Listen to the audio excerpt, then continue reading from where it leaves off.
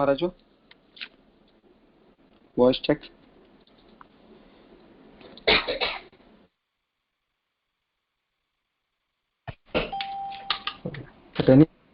ಸ್ವಲ್ಪ if it is not too good let me know. ಇಷ್ಟು ಇವಾಗ ಸೌಂಡ್ ವೇರಿ ಚೇಂಜ್ ಮಾಡಿದೆ.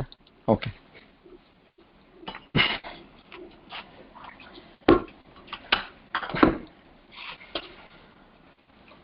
ಓಕೆ, ನಿನ್ನೆ ನಾವು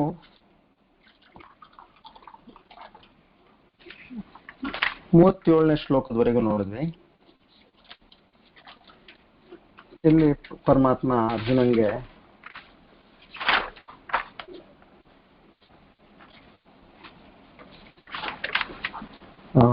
ಓಕೆ ಏನು ನೋಡಪ್ಪ, ನೀನು ಇಲ್ಲಿ ಗೆದ್ರೆ ಇಲ್ಲಿ ರಾಜನಾಗ್ತೀಯ, ಸೋತ್ರೆ ನಿನಗೆ ಸ್ವರ್ಗ ಸಿಗುತ್ತೆ. Heads I win tails you lose ಅಂತೀವಲ್ಲ, ಆ ಥರ ಆಯ್ತು. ಎರಡೂ ರೀತಿ ನಿನಗೆ ಲಾಭ ಇದೆ. ಸೊ ಈ ಒಂದು ಕಾರಣದಿಂದ ಕೂಡ ನೀನು ಹಿಂಜರಿಬಾರ್ದಪ್ಪ. ಇಷ್ಟೆಲ್ಲ ನಾನು ನಿನಗೆ ಲೋಕಾರೂಢಿ ಅದು ಇದು ಎಲ್ಲ ನಿನಗೆ ಇವಾಗ ತಿಳಿಸಿ ಹೇಳಿದ್ದೇನೆ. ಸೊ ಇದನ್ನೆಲ್ಲ ಮನಸ್ಸಿನಲ್ಲಿ ಇಟ್ಕೊಂಡು ಧರ್ಮ, ಲೋಕಾರೂಢಿ, ಶಿಷ್ಟಾಚಾರ, ಆತ್ಮಜ್ಞಾನ ಎಲ್ಲ ಆಯ್ತಲ್ಲ ನಿನಗೆ, ಇದನ್ನ ಇಟ್ಕೊಂಡು ನೀನ್ ಮುಂದುವರಿ ಅಂತ. ಆಮೇಲೆ ಅವ್ರು ಇನ್ನೊಂದು ಮಾತು ಹೇಳ್ತಾರೆ ಈ 38ನೇ ಶ್ಲೋಕದಲ್ಲಿ, ಸುಖ ದುಃಖೆ ಸಮೇ ಕೃತ್ವ ಲಾಭಾಲಾಭೋ ಜಯಾಜಯೋ ತಥೋ ಯುದ್ಧಾಯ ಯುಜ್ಯಸ್ವ ಪಾಪಮ ವಾಪ್ಸ್ಯಸಿ. ಇದು ಮತ್ತೊಂದು ವಿಚಿತ್ರವಾದ ಸ್ಟೇಟ್ಮೆಂಟ್ ಇದು. ನೋಡಪ್ಪ, ನೀನು ಹೇಗೆ ಒಂದು ನಿನಗೆ ನೋವು ಸುಖ ಇದೆಯೋ, ಅಂದ್ರೇನು ಇದು ಸುಖ ದುಃಖಕ್ಕೆ ನೋವು ಸುಖ ಅಂತಾಯ್ತು. ಲಾಭ ನುಕ್ಸಾನ, ಜಯಾಜಯೋ, ಯಾವುದೇ ಒಂದು ಕಾರ್ಯದಲ್ಲಿ ಜಯ ಅಪಜಯ, ಈ ತರ ಏನಿದೆಯಲ್ಲ ಇದನ್ನೆಲ್ಲದನ್ನು ನೀವು ಸಮನಾಗಿ ನೋಡಪ್ಪ. ನೋಡಿ ನೀನು ಯುದ್ಧ ಮಾಡು, ನಿನಗೆ ಯಾವುದೇ ತರದ ಪಾಪ ನೀನು ಗೆಲ್ತೀಯ. ಯಾವಾಗಾದ್ರೂ ದೊಡ್ಡವ್ರು ಮಾತಾಡ್ತಿರ್ಬೇಕಾದ್ರೆ ಅವ್ರು ಹೇಳಿದ್ದನ್ನ ಏನ್ ಮಾಡ್ತಾರೆ, ಮುಂದೆ ಹೇಳೋದಕ್ಕೊಂದು ಬ್ಯಾಕ್ ಗ್ರೌಂಡ್ ಕೊಡ್ತಾರ ಅವ್ರು. ನಾವು ಅರ್ಥ ಮಾಡ್ಬೇಕು ಇದಕ್ಕೇನಪ್ಪ ಸಮಾನ ಇಲ್ಲ, ಇಲ್ಲಿ ಸಡನ್ಲಿ ಎರಡು ಸುಖ ದುಃಖ ನೋವು ಮತ್ತೆ ಪೇನ್ ಅಂಡ್ ಪ್ಲೆಷರ್, ಜಯ ಅಪಜಯ, ಇದೆಲ್ಲ ಯಾಕೆ ಈ ತರ ಸಡನ್ಲಿ ಹೇಳ್ತಾ ಇದಾರೆ ಇವರು ಅಂತ ಇಲ್ಲಿ ಇದು ಒಂದು ಮಾತು ಅರ್ಜುನಂಗೆ ಹೇಳ್ತಾರೆ. ಇದಾದ್ಮೇಲೆ ಇನ್ನು ಮುಂದೆ ಇವ್ರೇನಿದೆ ಕಂಪ್ಲೀಟ್ ಸಬ್ಜೆಕ್ಟ್ ಇವಾಗ ಚೇಂಜ್ ಮಾಡೋರಿದ್ದಾರೆ. ಇವಾಗ 12ನೇ ಶ್ಲೋಕದಿಂದ 37ನೇ ಶ್ಲೋಕದವರೆಗೂ ಅವ್ರು ಹೇಳಿದ್ದೆಲ್ಲ ಸಾಂಖ್ಯ ಯೋಗ. ಏನು ಮೊದ್ಲು ಯಾರಾದ್ರೂ ಏನ್ ಮಾಡ್ತಾರೆ, ಧರ್ಮದ ಮಾತಾಡಿ ಆಮೇಲೆ ಆತ್ಮದ್ ಮಾತಾಡ್ತಾರಲ್ಲ, ಇಲ್ಲಿ ಅವ್ರು ಏನ್ ಮಾಡಿದ್ರು, ಮೊದ್ಲು ಆತ್ಮದ ವಿಚಾರ ಮಾತಾಡಿದ್ರು, ಆಮೇಲೆ ಇವಾಗ 39ನೇ ಶ್ಲೋಕದಿಂದ ಧರ್ಮದ ಇದು ಕರ್ಮಯೋಗದ ಬಗ್ಗೆ ಮಾತಾಡಿಸ್ಕೊಡ್ತಾರೆ. ಸೊ ಸಾಂಖ್ಯ ಯೋಗ ಏನಿದು, ಸಮ್ಯಕ್ ಧ್ಯಾಯತೆ ಅನಯ ಅಂದ್ರೆ ಯಾವ ಒಂದು ನಮ್ಮ ಎಕೋ ಬರ್ತಾ ಇದೆಯಾ ರಾಜು? ಏನಾಗಿದೆ ಇವತ್ತು? ಓಕೆ, ನೋಡೋಣ ಒಂದು ನಿಮಿಷ.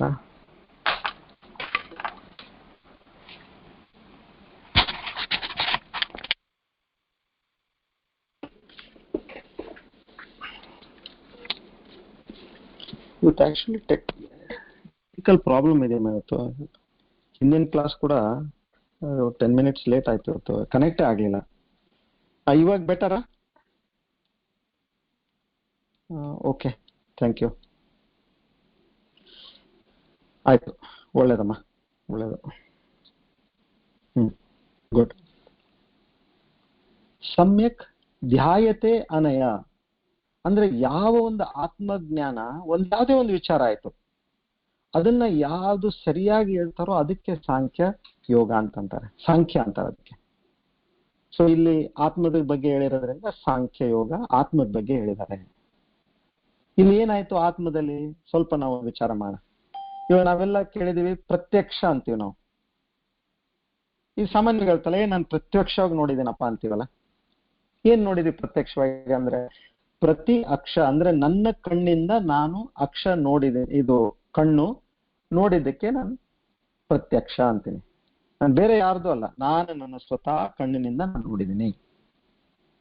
ಇಲ್ಲಿ ಇನ್ನು ಎರಡು ಬರ್ತವೆ, ಪರೋಕ್ಷ ಅಪರೋಕ್ಷ ಅಂತೇಳಿ. ಪರೋಕ್ಷ ಅಂದ್ರೆ ಏನಾಯ್ತಿದು, ಇದು ಬೇರೆಯವ್ರು ನೋಡಿದ್ದು, ಯೂನಿವರ್ಸಲ್. ಯಾವುದು ನಮ್ಗೆ ಗೊತ್ತಿಲ್ಲ, ಬೇರೆಯವ್ರಿಗೆ ಗೊತ್ತಿದ್ದು. ಇವಾಗ ಆ ಒಂದು ಸ್ಥಿತಿ, ಇವಾಗ ಹೆಂಗೆ ನಾವು ಆತ್ಮಜ್ಞಾನ ಇವಾಗ ನಾವು ಹೇಳಿದ್ವಿ, ಇದು ಬೇರೆಯವರು ನಮಗೆ ಹೇಳಿದ್ದಾರೆ, ನಾವು ಕೇಳಿದೀವಿ. ಆ ಪರೋಕ್ಷ ಜ್ಞಾನ ನಮಗೆ ಅಪರೋಕ್ಷ ಜ್ಞಾನ ಆಗ್ಬೇಕು. ಅಂದ್ರೇನು, ಬೇರೆಯವ್ರ ಅನಿಸಿಕೆ ಅವ್ರು ಹೇಗೆ ಹೇಳಿದ್ರು, ನಮಗೆ ಅಪರೋಕ್ಷ ಅಂದ್ರೆ ನನ್ನ ಸ್ವ ಅನಿಸಿಕೆ ಆಗ್ಬೇಕದು, ನನ್ನಲ್ಲಿ ಆ ಒಂದು ಅನುಭವ ನನಗೆ ಬರಬೇಕು. ಸೊ ಇಲ್ಲಿ ಜೀವ ಬ್ರಹ್ಮ ಐಕ್ಯ ವಿದ್ಯೆ ಅಂದ್ರೆ ಏನಾಯ್ತು, ಜೀವ ನಾವೆಲ್ಲ ಜೀವ, ಬ್ರಹ್ಮ ಅಂದ್ರೆ ಆ ಪರಮಾತ್ಮ. ಆ ಪರಮಾತ್ಮನ ಒಂದು ಜೀವ ಮತ್ತು ಪರಮಾತ್ಮನ ಐಕ್ಯ ಏನಿದೆಯಲ್ಲ, ಅದಕ್ಕೆ ನಾವು ಸಾಂಖ್ಯ ಯೋಗ ಅಂತ ಇಲ್ಲಿ ಪರಮಾತ್ಮ ಹೇಳೋದು. ಹೇಗೆ ಪರೋಕ್ಷ ಆದ ಒಂದು ವಿಚಾರ ನನಗೆ ಅಪರೋಕ್ಷವಾಗಬೇಕು, ಅದನ್ನ ನನಗೇನ್ ಪರಮಾತ್ಮ ಹೇಳಿದಾನೆ. ಯಾಕೆ, ನನ್ನ ಮೇಲೆ ಆತನಿಗೆ ಆ ಕರುಣೆ ಇದೆ, ನನ್ನ ಪುಣ್ಯ ಇವತ್ತು ಫಲಿಸ್ತು. ನಾನು ಇದೇ 10 ವರ್ಷದ ಮುಂಚೆ ಕೇಳ್ಬೋದಾಗಿತ್ತಲ್ಲ, ಇಲ್ಲ ಯಾವಾಗ ಮುಂಚೆ ಕೇಳ್ಬೋದಾಗಿತ್ತು ನಾನು, ಇಲ್ಲ, ನನಗೆ ಯಾವಾಗ ನನ್ನ ಪುಣ್ಯ ಫಲಿಸ್ತೋ ಅವಾಗ ಪರಮಾತ್ಮನ ಕರುಣೆ ಇಂದ ನನಗಿದು ಸಿಕ್ತು. ಹೇಗೆ, ಇವಾಗ ಹೇಳಿದ್ರು, ಅದು ನನ್ನ ಸ್ವ ಅನುಭವ ಆಗದಷ್ಟೇ ನನಗೆ ಬಾಕಿ ಇದೆ.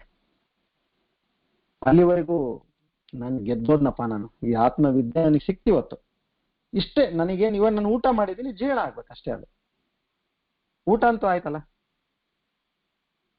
ಇನ್ನೇನು ಜೀರ್ಣ ಮಾಡಪ್ಪ ಭಗವಂತ ಅನ್ನೋದಷ್ಟೇ. ಆತನ ಕೈಯಲ್ಲ, ಊಟ ಮಾಡೋದಷ್ಟೇ ನಮ್ಮ ಕೈಯಲ್ಲೈತೆ, ಬಾಕಿ ಜೀರ್ಣ ಮಾಡೋದೆಲ್ಲ ಆತನೇ ಮಾಡ್ಬೇಕು. ಸೊ ಗುರು ಶಿಷ್ಯನ ಸಂಬಂಧ ಅಂತಾರೆ ಇದು.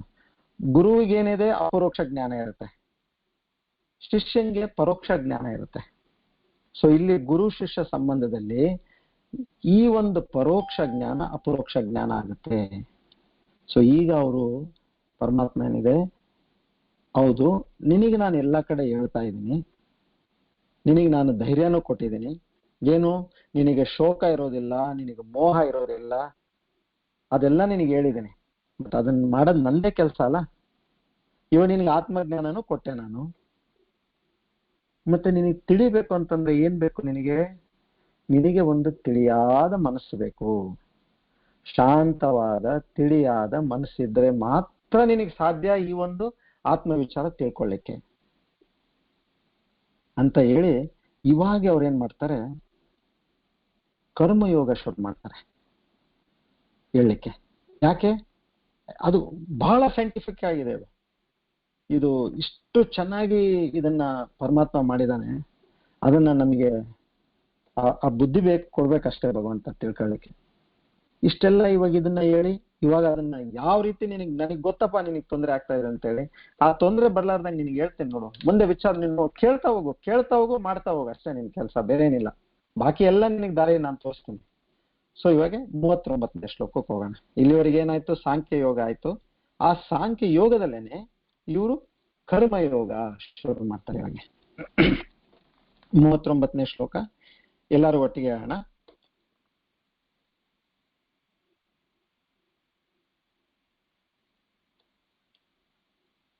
ಏಷಾ ತೇ ವಿಹಿತಾ ಸಾಂಖ್ಯೇ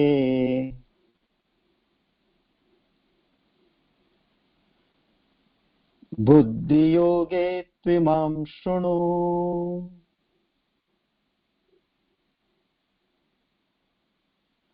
ಬುದ್ಧ್ಯಾ ಯುಕ್ತೋ ಯಯಾ ಪಾರ್ಥ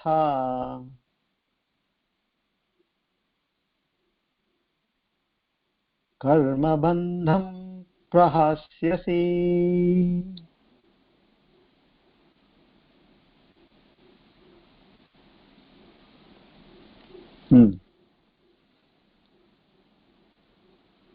ಇಲ್ಲಿ ಹೇಳೋದವರು ಇಲ್ಲಿ ಕರ್ಮಯೋಗ ಅಂತ ಎಲ್ಲೂ ಇಲ್ಲ ನೋಡಿ, ಶಬ್ದನೇ ಇಲ್ಲ ಇದರಲ್ಲಿ. ಬುದ್ಧಿ ಯೋಗ ಅಂತಾರೆ ಇದಕ್ಕೆ. ಬುದ್ಧಿರ್ ಯೋಗೇ ತ್ವಿಮಾಂ ಶೃಣು. ಈ ಬುದ್ಧಿ ಯೋಗನ್ನ ಕೇಳಪ್ಪ. ಆಮೇಲೆ ಅಂತಾರೆ ಕರ್ಮ ಬಂಧಂ ಪ್ರಹಾಸ್ಯಸಿ, ಅಂದ್ರೆ ಇದು ನಿನ್ನೆ ಸಂಪೂರ್ಣ ಕರ್ಮ ಬಂಧವನ್ನು ನಾಶ ಮಾಡುತ್ತೆ. ಇದನ್ನ ಕೇಳು. ಏನು? ಬುದ್ಧಿ ಯೋಗ. ಇದಕ್ಕೆ ಯಾಕೆ ಬುದ್ಧಿ ಯೋಗ ಅಂತ ಹೆಸರು ಬಂತು?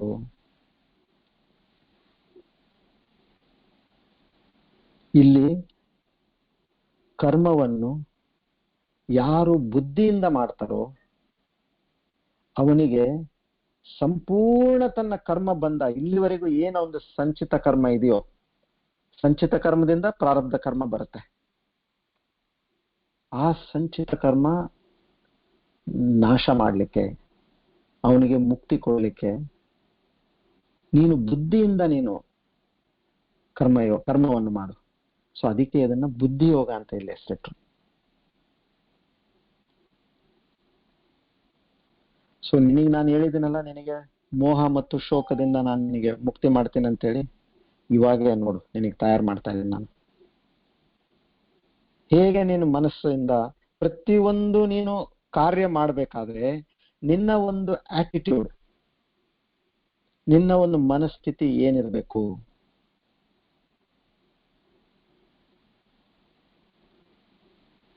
Your attitude in life decides your altitude in life.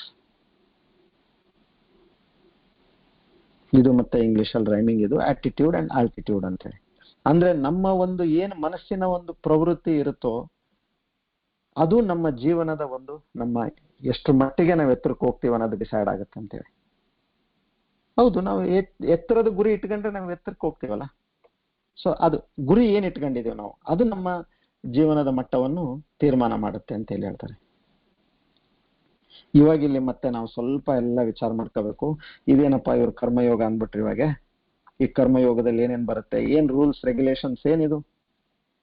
ಇವಾಗ ನಾವು ಯಾವ್ದಾದ್ರು ಬೇರೆ ದೇಶಕ್ಕೆ ಹೋದ್ರೆ, ನಾನು ಹುಟ್ಟದಾಗಿಂದ ಇವಾಗ ನಾನು ಬೈ ಚಾನ್ಸ್ ಇವಾಗ US ಹೋದೇನ್ರಿ, ನಾನು ಅಲ್ಲಿ ಕಾರ್ ತಗೊಂಡು ನಾನು ರೋಡಿಗೆ ಲೆಫ್ಟ್ ಸೈಡಿಗೆ ಹೋದ್ರೆ ಅಲ್ಲಿ ಬಹಳ ದೊಡ್ಡ ತಪ್ಪದು. ನಾನು ಹುಟ್ಟದಾಗಿಂದ ಲೆಫ್ಟ್ ಸೈಡ್ಗೆ ಹೋಗ್ತಾ ಇದ್ದೀನಿ ನಮ್ಮ ಇಂಡಿಯಾದಲ್ಲಿ ಅಂತಂದ್ರೆ ಕೇಳೋದಿಲ್ಲ. ಅಲ್ಲಿ ರೂಲ್ ಏನೈತೆ? ರೈಟ್ ಸೈಡ್ಗೆ ಇರಂತೈತೆ. ಸೊ ನಾವು ಯಾವುದೇ ಏರಿಯಾದಲ್ಲಿ ಏನೇ ಕೆಲಸ ಮಾಡ್ತಿರ್ಲಿ, ಅಲ್ಲಿ ರೂಲ್ಸ್ ರೆಗ್ಯುಲೇಷನ್ಸ್ ನಾವು ಫಾಲೋ ಮಾಡೋದು ಅದು ಬಹಳ ಮುಖ್ಯವಾದದ್ದು. ಎಲ್ಲರೂ ಅದನ್ನ ನೋಡ್ಬೇಕು. ಇವಾಗ ನಾವು ಜೀವನವನ್ನೇ ಕೂಡ ನಾವು ಏನಿದೆ ಹುಟ್ಟಿದೀವಿ, ಅದು ಹೇಗೆ ನಡೀತಾ ಇದೆ ಅಷ್ಟೇ. ನಾವು ಬಾಕಿ ಅದು ಯಾವ್ದ್ರ ವಿಚಾರನೂ ನಾವು ಮಾಡಿಲ್ಲ. ನಮಗೆ ಕಾಂಪಾಸ್, ಇವಾಗ ಹೇಗೆ ಸಮುದ್ರದಲ್ಲಿ ಹೋಗ್ತಾ ಇರ್ಬೇಕಾದ್ರೆ ಅಲ್ಲಿ ಡೈರೆಕ್ಷನ್ ಏನಿರಂಗಿಲ್ಲ, ಮೈಲ್ ಸ್ಟೋನ್ ಏನಿರಂಗಿಲ್ಲ, ಅಲ್ಲಿ ಗೋ ಲೆಫ್ಟ್ ಗೋ ರೈಟ್ ಅಂತೇಳಿ ಅಲ್ಲಿ ಬೋರ್ಡ್ ಸಿಗ್ನಲ್ಸ್ ಯಾವ್ದು ಹಾಕಿರಂಗಿಲ್ಲ. ಅಲ್ಲಿ ಇಲ್ಲಿಂದ ಅಲ್ಲಿಗೆ ಇಷ್ಟು ಕಿಲೋಮೀಟರ್ ಇದೆ, ಅದು ಇದು ಏನೇನು ಇರೋದಿಲ್ಲ. ಅಲ್ಲಿ ಏನು ಕಾಂಪಾಸ್ ಇರುತ್ತಲ್ಲ, ಮತ್ತಿನ್ ಕಾಂಪಾಸ್ ಎಲ್ಲಿ ಉತ್ತರ ದಕ್ಷಿಣ ಪೂರ್ವ ಪಶ್ಚಿಮ ತೋರ್ಸಕ್ಕಂಥದ್ದು. ಅವರ ಮ್ಯಾಪ್ ಇಂದ ಇಷ್ಟು ಡಿಸ್ಟೆನ್ಸ್ ಇಷ್ಟು ಸ್ಪೀಡಲ್ಲಿ ಇಲ್ಲಿಗೆ ಹೋದ್ರೆ ಇಲ್ಲಿರ್ತೀವಿ, ಅದೆಲ್ಲ ಕ್ಯಾಲ್ಕುಲೇಷನ್ ಪ್ರಕಾರ ಅವ್ರು ಹೋಗೋದು. ಸೊ ನಮಗೆ ಲೈಫಲ್ಲಿ ಕಾಂಪಾಸ್ ಏನ್? ಈ ಒಂದು ನಮಗೆ ಗ್ರಂಥಗಳು, ನಮ್ಮ ವೇದಗಳೇ ನಮಗೆ ಧರ್ಮ ಅಧರ್ಮ, ಪಾಪ ಪುಣ್ಯ, ಕರ್ಮ, ಒಳ್ಳೆ ಕರ್ಮ ಅಂದ್ರೇನು, ಕೆಟ್ಟ ಕರ್ಮ ಅಂದ್ರೇನು, ಒಳ್ಳೇದ್ ಮಾಡಿದ್ರೆ ಏನಾಗುತ್ತೆ, ಕೆಟ್ಟದ್ ಮಾಡಿದ್ರೆ ಏನಾಗುತ್ತೆ, ಇಲ್ಲೇನಾಗುತ್ತೆ, ಮುಂದೇನಾಗುತ್ತೆ, ಇದೆಲ್ಲ ಹೇಳ್ಕೊಡೋದು ನಮ್ಮ ಗ್ರಂಥಗಳು ನಮ್ಗೆ ಹೇಳ್ಕೊಡ್ತವೆ. ಸೊ ಇವಾಗ ಇಲ್ಲಿ ಅವ್ರು ಹೇಳ್ತಾರೆ, ನೋಡಪ್ಪ, ಯಾವ್ದಾದ್ರು ಒಂದು ನಿನ್ನಲ್ಲಿ ಕಾಮ ಅಂದ್ರೆ ಒಂದು ಡಿಸೈರ್ ಬಂತು, ಅದರಿಂದ ಮಾಡ್ತೀಯ ನೀನು ಕ್ರಿಯಾ, ಕೆಲಸ ಮಾಡ್ತೀಯ, ಆಕ್ಷನ್ ಆಗುತ್ತಲ್ಲ, ಅದು ಒಂದು ಕರ್ಮ ಆಯ್ತು, ಆಕ್ಷನ್ ಆಯ್ತದು. ಅದರಿಂದ ಪಾಪ ಮತ್ತು ಪುಣ್ಯ ಬರುತ್ತೆ. ಆಮೇಲೆ ಈ ಪಾಪ ಮತ್ತು ಪುಣ್ಯ ನೀನ್ ಮಾಡಿದ್ಮೇಲೆ ನೀನು ಒಳ್ಳೆ ಕೆಲಸ ಮಾಡಿ ಅಂದ್ರೆ ನಿನಗೆ ಪುಣ್ಯ ಬಂದೇ ಬಂತು. ತಪ್ಪು ಕೆಲಸ ಮಾಡಿ ಅಂದ್ರೆ ನಿನಗೆ ಪಾಪ ಬಂತು. ನಾವು ಹೇಗೆ ಪುನರ್ಜನ್ಮದ್ ಮಾತಾಡಿದ್ವಿ, ಅದು ಇವಾಗೇನೆ ನಿಮಗೆ ಅದ್ರ ಫಲ ಸಿಗ್ಬೇಕಂತಿಲ್ಲ. ಅದ್ರ ನಿರ್ಧಾರಿತ ಸಮಯಕ್ಕೆ ಅದು ಲಾ ಆಫ್ ಕಾಂಪಿಟೇಷನ್ ಏನೈತೆ ಕರ್ಮ ಥಿಯರಿ ಪ್ರಕಾರ ಅದು ನಮಗೆ ಸೃಷ್ಟಿ ಏನಿದೆ ಅದು ನಮಗೆ ಟೈಮ್ ಟು ಟೈಮ್ ಕೊಡುತ್ತೆ. ಸೊ ಇಲ್ಲಿ ಎಷ್ಟು ಹೇಳ್ತಾರೆ ಅಂದ್ರೆ, ಇಲ್ಲಿ ಶಂಕರಾಚಾರ್ಯ ಹೇಳೋದು, ನೀನ್ ಯಾವ್ದಾದ್ರು ಒಂದು ಪಾಪ ಅಥವಾ ಪುಣ್ಯ ನೀನ್ ಮಾಡಿ ಗಳಿಸ್ತಾನೆ ಇದೆಯಾ ನಿನ್ ಜೀವನದಲ್ಲಿ. ಪ್ರತಿ ಸರ್ತಿ ನಾವು ಒಂದು ಆಕ್ಷನ್ ಮಾಡ್ತಾನೆ ಇದೀವಲ್ಲ. ಇವಾಗೂ ನಾವು ಏನ್ ಮಾಡ್ತಾ ಇದೀವಿ, ಇವಾಗ ಒಂದು ಭಗವದ್ಗೀತೆ ಕೇಳ್ತಾ ಇದೀವಿ. ಇದೇನಾಯ್ತು, ಇದು ಬಹಳ ಅತಿ ದೊಡ್ಡ ಪುಣ್ಯದ ಕೆಲಸ ಆಯ್ತಿದೆ. ಸೊ ಇದಕ್ಕೆ ನಮಗೆ ಏನ್ ಮಾರ್ಕ್ಸ್ ಬರ್ಬೇಕು, ನಮಗೆ ಅದ್ರದ್ದು ಕ್ರೆಡಿಟ್ ನಮಗೆ ಬಂದೇ ಬರುತ್ತೆ. ಈ ಒಂದು ಕ್ರೆಡಿಟ್ ಏನಿದೆ ಇದನ್ನ ನಿಮಗೆ ಈ ಜೀವನದಲ್ಲೇ ಸಿಗ್ಬೋದು, ಇಲ್ಲ ಮುಂದೆ ಯಾವ್ದಾದ್ರು ಒಂದು ಜೀವನದಲ್ಲಿ ಸಿಗ್ಬೋದು. ಅದು ಮತ್ತೆ ಎಲ್ಲಿವರೆಗೆ ನಿಮ್ಮದ ಸಂಪೂರ್ಣ ನಿಮ್ಮ ಪಾಪದ ಗಂಟು ಪುಣ್ಯದ ಗಂಟು ಸವಿಯಲ್ಲಿವರೆಗೂ ನೀವು ಎಷ್ಟೇ ಜನ್ಮ ಆಗ್ಲಿ, 1 ಆಗ್ಲಿ 10 ಆಗ್ಲಿ 100 1000 ಲಕ್ಷ ಕೋಟಿ ಎಷ್ಟೇ ಜನ್ಮ ಆಗ್ಲಿ ನೀವು ಜನ್ಮ ತಗೊಳ್ಳಿಕ್ಕೇ ಬೇಕು. ಇದರಲ್ಲಿ ಮತ್ತೆ ಬೇರೆ ಒಂದು ವಿಚಾರ ಇಲ್ಲ. ಇದು ಖಡಾಖಂಡಿತ, ಇದು ಸ್ಟೇಟ್ಮೆಂಟ್. ಇದು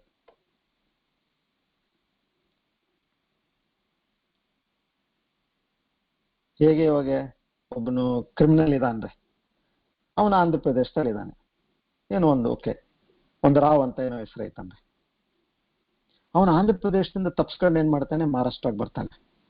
ಇಲ್ಲೇನೋ ಕುಲಕರ್ಣಿ ಅಂತ ಹೆಸರು ಇಟ್ಕೊಂಡು ಓಡಾಡ್ತಿರ್ತಾನೆ ಮಹಾರಾಷ್ಟ್ರದಾಗೆ. ಆಮೇಲೆ ಏನಾಯ್ತು, ಇವನ್ನ ಏನು ಪೊಲೀಸರು ಹಿಂದೆ ಬಿದ್ದಾರಂತ ಗೊತ್ತಾಗಿ ಇವನೇನು ಸೀದಾ ಹೋಗ್ಬಿಡ್ತಾನೆ, UP ಗೆ ಹೋಗ್ಬಿಡ್ತಾನೆ. ಅಲ್ಲಿ ಮಿಶ್ರಾ ಅಂತ ಏನೋ ಹೆಸರು ಇಟ್ಕೊಂಡು ಅಲ್ಲಿ ಸ್ವಲ್ಪ ದಿವಸ ಜೀವನ ಮಾಡ್ತಾನೆ. ಅಲ್ಲಿನೂ ಕಲೆ ಬಿದ್ದಾರಂತೇಳಿ ಮತ್ತೆ ಶರ್ಮಾ ಅಂತೇಳಿ ಡೆಲ್ಲಿಗೆ ಹೋಗ್ತಾನೆ. ಕೊನೆಗೆ ಅಲ್ಲಿ ಸಿಗಾಕಂತಾನೆ. ಅಲ್ಲಿ ಸಿಗಾಕೊಂಡ್ಮೇಲೆ ಇವ್ನು ಏನೇನ್ ತಪ್ಪು ಮಾಡಿದಾನೋ ಆ ಎಲ್ಲ ತಪ್ಪಿನ ಶಿಕ್ಷೆ ಆ ವ್ಯಕ್ತಿಗೆ ಸಿಗುತ್ತಲ್ಲ. ಅವನು ಎಷ್ಟೇ ರಾಜ್ಯಕ್ಕೆ ಹೋಗಿರ್ಬೋದು, ಎಷ್ಟೇ ಹೆಸರು ಚೇಂಜ್ ಮಾಡಿರ್ಬೋದು, ಏನೇ ಆಗಿರ್ಬೋದು, ಆದ್ರೆ ಜೀವಿ ಮಾತ್ರ ಅವನೇ ಅಲ್ಲ. ಸೊ ಹಾಗೇನೆ ನಾವು ಎಷ್ಟೇ ಜೀವ ತಗೊಂಡ್ರು ಕೂಡ ನಾವು ಮಾಡಿದ ಒಂದು ಪಾಪದ ಕೆಲಸ ಇತ್ತು ಅಂದ್ರೆ ಅದಕ್ಕೆ ನಾವು ಫಲ ಅನುಭವಿಸೇ ತೀರ್ತೀವಿ. ನಾವು ನಮ್ಗೆ ಇವಾಗ ಸಿಗ್ಲಿಕ್ಕಿಲ್ಲ, ಆ ಮಾತು ಬೇರೆ, ಅದು ಸಮಯಕ್ಕೆ ಸಿಗ್ಬೋದು. ಅದು ಹೇಗೆ ಒಂದು ಹೂವಿದೆ ಅಂದ್ರೆ, ಕೆಲವು ಬೀಜ ನಾವು ಹಾಕ್ತೀವಿ, ಅದು ಒಂದು 4-5 ದಿವಸಕ್ಕೇನೆ ಅದರಲ್ಲಿ ಹೂ ಬರುತ್ತೆ. ಕೆಲವು 15 ದಿವಸಕ್ಕೆ ಬರುತ್ತೆ, ಕೆಲವು ತಿಂಗಳಿಗೆ ಬರುತ್ತೆ, ಕೆಲವು 6 ತಿಂಗಳಿಗೆ ಬರುತ್ತೆ, ಕೆಲವು ವರ್ಷಕ್ಕೆ ಬರುತ್ತೆ. ಕೆಲವೆಲ್ಲ ಹೂ ಇದಾವೆ 10 ವರ್ಷ 14 ವರ್ಷಕ್ಕೊಮ್ಮೆ ಹೂ ಕೊಡುತ್ತೆ ಅದು ಹೂವಿನ ಗಿಡಗಳು. ಸೊ ಹಾಗೆ ಇದು ಪ್ರಕೃತಿ ಡಿಸೈಡ್ ಮಾಡೋದು. ಇದು ಯಾವಾಗ ನಮಗೆ ಪಾಪದ್ದಾಯ್ತು ಪುಣ್ಯದ್ದಾಯ್ತು ಆಗ್ಬೇಕು. ಇಲ್ಲಿ ನಮಗೆ ಗೊತ್ತೋ ಗೊತ್ತಿಲ್ಲದೆ ಇರ್ಲಿ ನಾವು ಮಾಡಿದೀವಿ ಅಂದ್ರೆ, ನನಗೆ ಗೊತ್ತಿಲ್ಲ ಅಂತೇಳಿ ಪಾಪ ನನಗೆ ತಪ್ಪಿದ್ದಲ್ಲ ಅದು. ಇವಾಗ ಹೇಗೆ ನಿಮ್ಗೆ ರೂಲ್ಸ್, ಹೈವೇದಲ್ಲಿ ಹೋಗ್ತಾ ಇದ್ದೀರಾ, ನಿಮಗೆ ಹೈವೇ ರೂಲ್ಸ್ ನಿಮಗೆ ಗೊತ್ತಿರ್ಬೇಕು. ಅಲ್ಲಿ ನೀವು ಸ್ಪೀಡಾಗಿ ಹೋದ್ರೆ ಅಲ್ಲಿ CCTV ಇರ್ತಾವೆ, ಅಲ್ಲಿ ಕ್ಯಾಮ್ರಾಸ್, ಹಿಡನ್ ಕ್ಯಾಮ್ರಾಸ್ ಇರ್ತವೆ. ಅವೆಲ್ಲ ನಿಮ್ಮ ಹೆಸರಲ್ಲಿ ಆಟೋಮ್ಯಾಟಿಕ್ ಚಲಾನ್ ಮನೆಗೆ ಬರ್ತಾವೆಲ್ಲ ನಿಮಗೆ. ಇವಾಗಿನ ಲೇಟೆಸ್ಟ್ ಟೆಕ್ನಾಲಜಿ ಇದು. ಇವಾಗ ಬೇರೆ ದೇಶದಲ್ಲಿ ಮೊದ್ಲಿಂದ ಇದೆ. ಅಂದ್ರೆ ಏನಾಯ್ತು, ಇಲ್ಲಿ ನನಗೆ ರೂಲ್ಸ್ ಗೊತ್ತಿಲ್ಲ ಅಂತೇಳಿ ನಾನು ಓವರ್ ಸ್ಪೀಡಿಂಗ್ ಆಯ್ತು, ಇಲ್ಲ ಸಿಗ್ನಲ್ಸ್ ಅಲ್ಲಿ ನಿಂದಿರ್ಲಿಲ್ಲ ಅಂತ ಆಯ್ತು. ಇವೆಲ್ಲ ನಾನು ಮಾಡಿದ್ರಲ್ಲಿ ಯಾವ ಪೊಲೀಸರು ಇರಂಗಿಲ್ಲ, ಯಾರು ಕಾನ್ಸ್ಟೇಬಲ್ ಇರಂಗಿಲ್ಲ. ಅಲ್ಲಿ ಆ ಕ್ಯಾಮ್ರಾನೇ ಎಲ್ಲ ರೆಕಾರ್ಡ್ ಮಾಡಿ ಅದು ಏನ್ ನಿಮ್ದು ತಪ್ಪಾಗಿದೆಯೋ ಅದಕ್ಕೆ ನಿಮಗೆ ಫೈನ್ ಬರುತ್ತದ. ಸೊ ಇಲ್ಲಿ ಭಗವಂತ ಹೇಳ್ತಾನೆ, ನಿನಗೊಂದು ಬಹಳ ಒಂದು ದೊಡ್ಡ ನಿನಗೆ ಸೀಕ್ರೆಟ್ ಹೇಳ್ತೀನಪ್ಪ ಇವತ್ತು. ಈ ಬುದ್ಧಿ ಯೋಗದಲ್ಲಿ ನೀನು ಯಾವ ರೀತಿ ನೀನು ಇದನ್ನ ತಿಳ್ಕೊಂಡು ಜೀವನ ಮಾಡ್ತೀಯೋ, ಇದರಿಂದ ಮೊದಲನೇ ಬೆನಿಫಿಟ್ ಏನಪ್ಪಾ ಅಂದ್ರೆ, ಇವಾಗ ನಾವು ಪುಣ್ಯ ಮಾಡಿದ್ವಾ, ನಮ್ಮ ಪುಣ್ಯದಿಂದ ನಮಗೆ ಸುಖ ಬರುತ್ತೆ. ಆಮೇಲೆ ಹೆಚ್ಚಿನ ಎತ್ತರದ ಲೋಕಕ್ಕೆ ಹೋಗೋದಕ್ಕೂ ನಮಗೆ ಅವಕಾಶ ಇದೆ. ಜಾಸ್ತಿ ಪುಣ್ಯ ಇತ್ತಂದ್ರೆ ನಾವು ಮೇಲಿನ ಲೋಕಕ್ಕೆ ಹೋಗ್ತೀವಿ. ಆ ಪುಣ್ಯ ಮುಗೀತಿದ್ದಂಗೆ ನಾವು ಮತ್ತೆ ಕೆಳಗೆ ಧಮ್ ಅಂತ ಬೀಳ್ತೀವಿ ನಾವು. ಕ್ಷೀಣೆ ಪುಣ್ಯ ಮೃತ್ಯು ಲೋಕೆ, ಮತ್ತೆ ನಾವು ಮೃತ್ಯು ಲೋಕಕ್ಕೆ ಬಂದ್ವಿ ವಾಪಸ್. ಸೊ ಅದು ಶಾರ್ಟ್ ಲಿವ್ಡ್. ಅದು ಹೇಗೆ ನಮ್ಮ ಹತ್ರ ನಾವು ಎಲ್ಲಿವರೆಗೂ ದುಡ್ಡು ಕಟ್ಟಿರ್ತೀವೋ ರೆಸಾರ್ಟ್ಗೆ, ಹಾಲಿಡೇ ಪ್ಯಾಕೇಜ್ಗೆ, ಅಷ್ಟು ದಿವಸ ನಮಗೆ ಅವ್ರು ಇಟ್ಕೊಂತಾರೆ. ಆಮೇಲೆ ಚೆಕ್ಔಟ್ ಮಾಡ್ಬಿಡ್ತಾರೆ. ನಾವು ಮಾಡ್ಲಿಲ್ಲ ಅಂದ್ರೆ ಅವರು ತೆಗೆದು ಹೊರಗೆ ಹಾಕ್ತಾರೆ. ಅವರು ಪಾಪ ಮಾಡಿದ್ರು ಕೂಡ ನಾವು ಅನುಭವಿಸ್ತೀವಿ. ಇದು ಗೊತ್ತಾಯ್ತಾ ನಮಗೆ? ಇವಾಗ ಇಲ್ಲಿ ಪರಮಾತ್ಮ ಹೇಳೋದೇನಂದ್ರೆ, ನೋಡಪ್ಪ, ನೀನು ಇವಾಗ ಈ ಕಾರ್ಯ ಏನ್ ಮಾಡ್ತಾ ಇದೀಯ, ಈ ಕಾರ್ಯನ ನೀನು ಸ್ವಾಪ್ ಮಾಡ್ಬೋದು. ಸ್ವಾಪ್ ಅಂದ್ರೆ ಈ ಪುಣ್ಯನ ನೀನೇನೈತೆ ಕೊಟ್ಟು ನನಗ್ ಬೇಡ ಅಂತ ಹೇಳು. ಈ ಪುಣ್ಯ ನಿನಗೆ ಅದ್ರ ಬದಲಾಗಿ ನಾನು ಏನ್ ಕೊಡ್ತೀನಿ? ಚಿತ್ತ ಶುದ್ಧಿ ಕೊಡ್ತೀನಿ. ಅಂದ್ರೆ ನಿನ್ನ ಮನಸ್ಸನ್ನ ನಾನು ಶುದ್ಧಿ ಮಾಡ್ತೀನಿ. ಈ ಒಂದಕ್ಕೆ ಚಿತ್ತಶುದ್ಧಿ ಆಗ್ಬೇಕು, ನಮಗೆ ಆತ್ಮಜ್ಞಾನ ತಿಳ್ಕೊಳ್ಳಿಕ್ ಬೇಕು. ಇವಾಗ ನಮ್ಗೆ ಅಡ್ಡ ಏನ್ ಬಂತು? ನಿಮಗೆ ಆತ್ಮಜ್ಞಾನಕ್ಕೆ ನಮಗೆ ಅಡ್ಡ ಬಂದಿರೋದು ನಮ್ಮ ಮನಸ್ಸು. ಅಷ್ಟಾಗಿ ತಿಳಿಯಾಗಿ ಇಲ್ಲ ನಮ್ಮ ಮನಸ್ಸು. ಇನ್ನ ಅದರಲ್ಲಿ ಸಾಕಷ್ಟು ಕಸರಿದೆ. ಹೇಗೆ ನಿಮಗೆ ನಿನ್ನೆ ಚಾ ಮಾಡ್ಬೇಕಾದ್ರೆ ನಾನು ಬಟ್ಟೆ ಸ್ವಲ್ಪ ಅದ್ರಲ್ಲೆಲ್ಲ ಗಸಿ ಹತ್ಕೊಂಡಿತ್ತು ಅಂದ್ರೆ ಇಳಿಯಂಗಿಲ್ಲಲ್ಲ ಚಾ ಕೆಳಗೆ. ಅದನ್ನೇ ನೀವು ತೆಗೆದು ನೀರಲ್ಲಿ ಬೇಷು ತೊಳೆದು ತಿಕ್ಕಿ ತೊಳೆದು ಮತ್ತೆ ಇಟ್ರೆ ಸರ್ರಂತ ಇಳಿತದೆ, ಯಾಕಂದ್ರೆ ಗಸಿ ಎಲ್ಲ ಹತ್ಕೊಂಡಿದ್ದು ಹೋಯ್ತಲ್ಲ. ಹಂಗೆ ಇವಾಗ ನಮ್ಮ ಮನಸ್ಸಿಗೆ ಹತ್ಕೊಂಡಿರ್ತಕ್ಕಂಥ ಗಸಿ ಅದು ಹೋಗ್ಬೇಕು. ಅದು ಹೋಗ್ಲಿಕ್ಕೆ ಪರಮಾತ್ಮ ಅಂತಾನೆ, ನೀನು ಕರ್ಮವನ್ನು ನನಗೆ ಅರ್ಪಣೆ ಮಾಡು.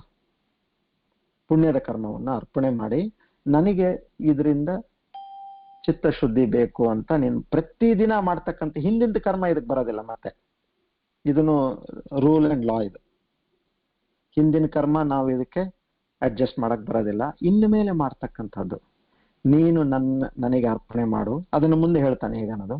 ಅರ್ಪಣೆ ಮಾಡು, ಅದರಿಂದ ನಾನು ನಿನ್ನ ಮನಸ್ಸನ್ನು ತಿಳಿ ಮಾಡ್ತೀನಿ.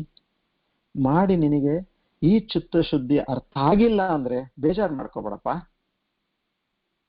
ನಿನಗೆ ನಾನು ಅರ್ಥ ಮಾಡಿಸ್ತೀನಿ. ಇಲ್ಲಿ ಇನ್ನೊಂದು ವಿಚಾರ ನೋಡ್ರಿ. ಇದು ಆಯ್ತು, ಓಕೆ, ಅದು ಯಾವಾಗೋ ನನಗೆ ತಿಳಿಯುತ್ತೆ, ಆತ್ಮಜ್ಞಾನ ಬರುತ್ತೆ, ಅದು ಮುಂದೆ ಆಗೋದಲ್ಲ. ಇಮಿಡಿಯೇಟ್ಲಿ ನನಗೆ ಏನಾದ್ರು ಒಂದು ಬೇಕಲ್ಲ. ಇವಾಗ ನಾವ್ ಹೆಂಗಿದೀವಿ ಅಂದ್ರೆ ನಮಗೆಲ್ಲ ಫಾಸ್ಟ್ ಬೇಕು, ನಮಗೆ ಇನ್ಸ್ಟಂಟ್. ಏನು ತಿನ್ನಕ್ಕಾಯ್ತು ಇನ್ಸ್ಟಂಟ್ ಬೇಕು, ಕುಡಿಯಕ್ಕಾಯ್ತು ಇನ್ಸ್ಟಂಟ್ ಬೇಕು, ನಿದ್ದಿನೂ ಅಂತೀವಿ ನಮಗೆ ಇನ್ಸ್ಟಂಟ್ ಬರ್ಬೇಕಂತೀವಿ, ಬರೋದಿಲ್ಲ, ಅದು ಬೇರೆ ಮಾತು. ಸೊ ನಿಮಗೆ ಇನ್ಸ್ಟಂಟ್ ಆಗಿ ಏನ್ ಸಿಗತ್ತೆ? ನಿಮ್ಮ ಮನಸ್ಸಿನಲ್ಲಿ ಒಂದನೇದು, ಮನಸ್ಸಿನಲ್ಲಿ ಕಂಟಿನ್ಯೂಸ್ ಆಗಿ ಥಾಟ್ಸ್ ಬರ್ತಾವೆ, ವಿಚಾರಗಳು ಬರ್ತಾನೇ ಇದೆ. ಆಮೇಲೆ ಕಾಮ, ಕ್ರೋಧ. ಕಾಮ ಅಂದ್ರೆ ಆಸೆಗಳು, ಕ್ರೋಧ ನಮಗೆ ಸಿಟ್ಟು, ಲೋಭ, ಮೋಹ, ಮದ, ಮಾತ್ಸರ್ಯ, ಇವೆಲ್ಲ ಏನಿದಾವೆ ಇವನ್ನ ನಾನು ನಿಧಾನಕ್ಕೆ ನೀನು ಯಾವ ರೀತಿ ಇದನ್ನ ಒಳ್ಳೆ ಕರ್ಮ ಮಾಡ್ತಾ ಮಾಡ್ತಾ ಮಾಡ್ತಾ ನೀನು ಅರ್ಪಣೆ ಮಾಡ್ತಾ ಹೋಗ್ತೀಯೋ ನಿನಗೆ ಇವೆಲ್ಲ ಇಮಿಡಿಯೇಟ್ ಬೇಸಿಸ್ ಮೇಲೆ ಕಮ್ಮಿ ಆಗುತ್ತೆ. ಇವಾಗ ನೀವು ಕೇಳಿರಲ್ಲ ಯಾರಿಗಾದ್ರಾಗ್ಲಿ, ಏನಪ್ಪಾ ಮೆಡಿಟೇಷನ್ ಕುಂತ ತಕ್ಷಣ ಇರ್ಲಾರ್ದ ವಿಚಾರಗಳೆಲ್ಲ ಅವಾಗೆ ಬರ್ತವೆ. ಯಾಕಂದ್ರೆ ಮನಸ್ಸು ಶುದ್ಧಿ ಇಲ್ಲ ಅಷ್ಟೇ, ಬೇರೆ ಏನಿಲ್ಲ ಇದರಲ್ಲಿ. ಇದನ್ನ ನೀವು ಮಾಡಿ, ಇದನ್ನ ನೀವು ನೋಡ್ರಿ. ಸೊ ಇಮಿಡಿಯೇಟ್ ಎಫೆಕ್ಟ್ ಏನಾಯ್ತು? ಒಂದನೇದು ಇದು. ಎರಡನೇದು, ನಿಮ್ಮ ಮನಸ್ಸಿನಲ್ಲಿ ಗೊಂದಲ ಇದೆ ಅಂದ್ರೆ ಎಜಿಟೇಷನ್, ರೆಸ್ಟ್ಲೆಸ್, ಏನು ಶಾಂತಿನೇ ಇಲ್ಲ ಮನಸ್ಸು. ಮತ್ತೆ ಮೂರನೇದು, ನನಗೆ ಫೋಕಸ್ ಇಲ್ಲ, ಕಾನ್ಸಂಟ್ರೇಷನ್ ಇಲ್ಲ. ಯಾವ್ದನ್ನ ಒಂದು ವಿಚಾರ ಮಾಡ್ತಿರ್ತೀನಿ, ಮತ್ತೆ ಬೇರೆ ವಿಚಾರ ಬರುತ್ತೆ, ಈ ವಿಚಾರ ಹೋಗ್ಬಿಡುತ್ತೆ. ಸೊ ನಾನು ಅದ್ರ ಬಗ್ಗೆ ಕಾನ್ಸಂಟ್ರೇಟ್ ಮಾಡಕ್ಕೆ ಆಗ್ತಾ ಇಲ್ಲ. ನಾಲ್ಕನೇದು, ಕ್ಲಾರಿಟಿ ಇಲ್ಲ ನನಗೆ, ಎಲ್ಲ ಅಷ್ಟು ಮೊಬ್ಬ ಕಾಣಿಸ್ತದೆ ನನಗೆ, ಕ್ಲಾರಿಟಿ ಇಲ್ಲ. ಸೊ ಇವೆಲ್ಲ ಏನಿದೆಪ್ಪ ಶುದ್ಧಿ ಮನಸ್ಸಿನ ಗುಣಗಳಿವು. ನಿನಗೆ ಇದು ಇಮಿಡಿಯೇಟ್ ಎಫೆಕ್ಟ್ ಮೇಲೆ ಕನಿಷ್ಠ ನಿನಗೆ ಈ ಲೋಕದಲ್ಲಿ ಈ ಪ್ರಾಕ್ಟೀಸ್ ಇಂದ ಇವೆಲ್ಲ ನಿನಗೆ ಸರಿ ಹೋಯ್ತಂದ್ರೆ ನಿಂದು ಪರ್ಫಾರ್ಮೆನ್ಸ್ ಹೆಂಗಿರುತ್ತೆ ವಿಚಾರ ಮಾಡಿ. ಯಾವುದೇ ನೀನ್ ಕೆಲಸ ಮಾಡ್ತಿರ ನಿಂದು ಪರ್ಫಾರ್ಮೆನ್ಸ್ ಅಲ್ಲಿ ಡೆಫಿನೆಟ್ಲಿ ಇಂಪ್ರೂವ್ಮೆಂಟ್ ಬರುತ್ತೆ. ಸೊ ಇದು 39ನೇ ಶ್ಲೋಕದಲ್ಲಿ ಈ ಒಂದು ಬಹಳ ಗಾಢವಾದ ಸತ್ಯ ಹೇಳ್ತಾರೆ ಭಗವಂತ. ಬುದ್ಧಿ ಯೋಗ, ಬುದ್ಧಿಯಿಂದ ನೀನು ಕರ್ಮವನ್ನು ಮಾಡು, ಸುಮ್ನೆ ಮಾಡ್ಬೇಡ. ಹಂಗೆ ಪ್ರಾಣಿಗಳು ಕರ್ಮ ಮಾಡ್ತವೆ, ಬುದ್ಧಿಯಿಂದ ಮಾಡು. ನಿನಗೆ ಮತ್ತೆ ಬೇರೆ ಎಲ್ಲ ಜೀವಿಗಳಿಗೆ ಇರೋದು ಒಂದೇ ಒಂದು ವ್ಯತ್ಯಾಸ ಏನಂದ್ರೆ, ನಿನಗೆ ನಾನು ಬುದ್ಧಿ ಕೊಟ್ಟಿದ್ದೀನಿ. ಆ ಬುದ್ಧಿಯನ್ನು ಉಪಯೋಗಿಸಿ ನಮ್ಮ ಶಾಸ್ತ್ರ ಏನ್ ಹೇಳುತ್ತೋ, ನಮ್ಮ ವೇದಗಳು ಉಪನಿಷತ್ತುಗಳು ಏನ್ ಹೇಳುತ್ತೋ ಆ ಪ್ರಕಾರ ನೀನು ಕರ್ಮ ಮಾಡು. ಆಗ ನೋಡು ನಿನಗೆ ಇಹ ಜೀವನದಲ್ಲಿನೇ ನಿನಗೆ ನಿನ್ನ ಒಂದು ಮೆಟೀರಿಯಲಿಸ್ಟಿಕ್ ವರ್ಲ್ಡ್ ಅಂತೀವಲ್ಲ, ನಾವು ಯಾವುದೇ ಒಂದು ಕ್ಷೇತ್ರದಲ್ಲಿ ನಾವು ಕೆಲಸ ಮಾಡ್ತಾ ಇದೀವಿ, ಆ ಕ್ಷೇತ್ರದಲ್ಲಿ ಕೆಲಸ ಮಾಡಿದ್ಮೇಲೆ ನಮಗೆ ಅಪೇಕ್ಷೆನೂ ಇರುತ್ತೆ, ಇದು ಸಿಗ್ಬೇಕು, ಆಗ್ಬೇಕು, ಹೀಗಾಗ್ಬೇಕು ಅಂತೇಳಿ. ಅದರಲ್ಲೂ ಕೂಡ ವೃದ್ಧಿ ಇಮಿಡಿಯೇಟ್ಲಿ ಬರುತ್ತೆ. ನಿಮಗೆ ಸುಖ ಶಾಂತಿ ಇರುತ್ತೆ. ಎಲ್ಲಾರು ಎಂತ ಒಳ್ಳೆ ಮನುಷ್ಯಪ್ಪ ಅಂತಾರೆ. ಯಾಕಂದ್ರೆ ನಿನಗೆ ಸಿಟ್ಟಿರೋದಿಲ್ಲ, ಒಂದು ಸಹೃದಯ ಭಾವ ಇರುತ್ತೆ ನಿನಗೆ. ಯಾರ ಜೊತೆಗಾದ್ರೂ ಹೋದ್ರೆ ಎಲ್ಲರೂ ಇಲ್ಲಪ್ಪ ಇವನ್ ಜೊತೆಗೆ ಇರ್ಬೇಕಪ್ಪ ಅಂತ ಆ ತರದ್ದು ಒಂದು ವ್ಯಕ್ತಪಡಿಸ್ತಾರೆ. ಇವ್ನ್ ಯಾವಾಗ ಹೋಗ್ತಾನಪ್ಪ ಅಂತ ಯಾರು ಅನ್ನಂಗಿಲ್ಲ. ಸೊ ಇದೆಲ್ಲ ನಿನಗೇನಾಗುತ್ತೋ, ನಿನಗೆ ಈ ಲೋಕದಲ್ಲಿ ಕೂಡ ಒಂದು ಸುಖದ ಅನುಭವ ಆಗುತ್ತೆ. ಜೊತೆಗೆ ನೀನೇನ್ ಆತ್ಮಜ್ಞಾನ ಕಲೀಲಿಕ್ಕೆ ಶುರು ಮಾಡಿದೆಯೋ ಅದರಲ್ಲಿ ನಿನಗೆ ಕ್ಲಾರಿಟಿ ಬರ್ತಾ ಹೋಗುತ್ತೆ ಅಂತ ಇದು ಇಲ್ಲಿ ಪರಮಾತ್ಮ ಹೇಳೋದು.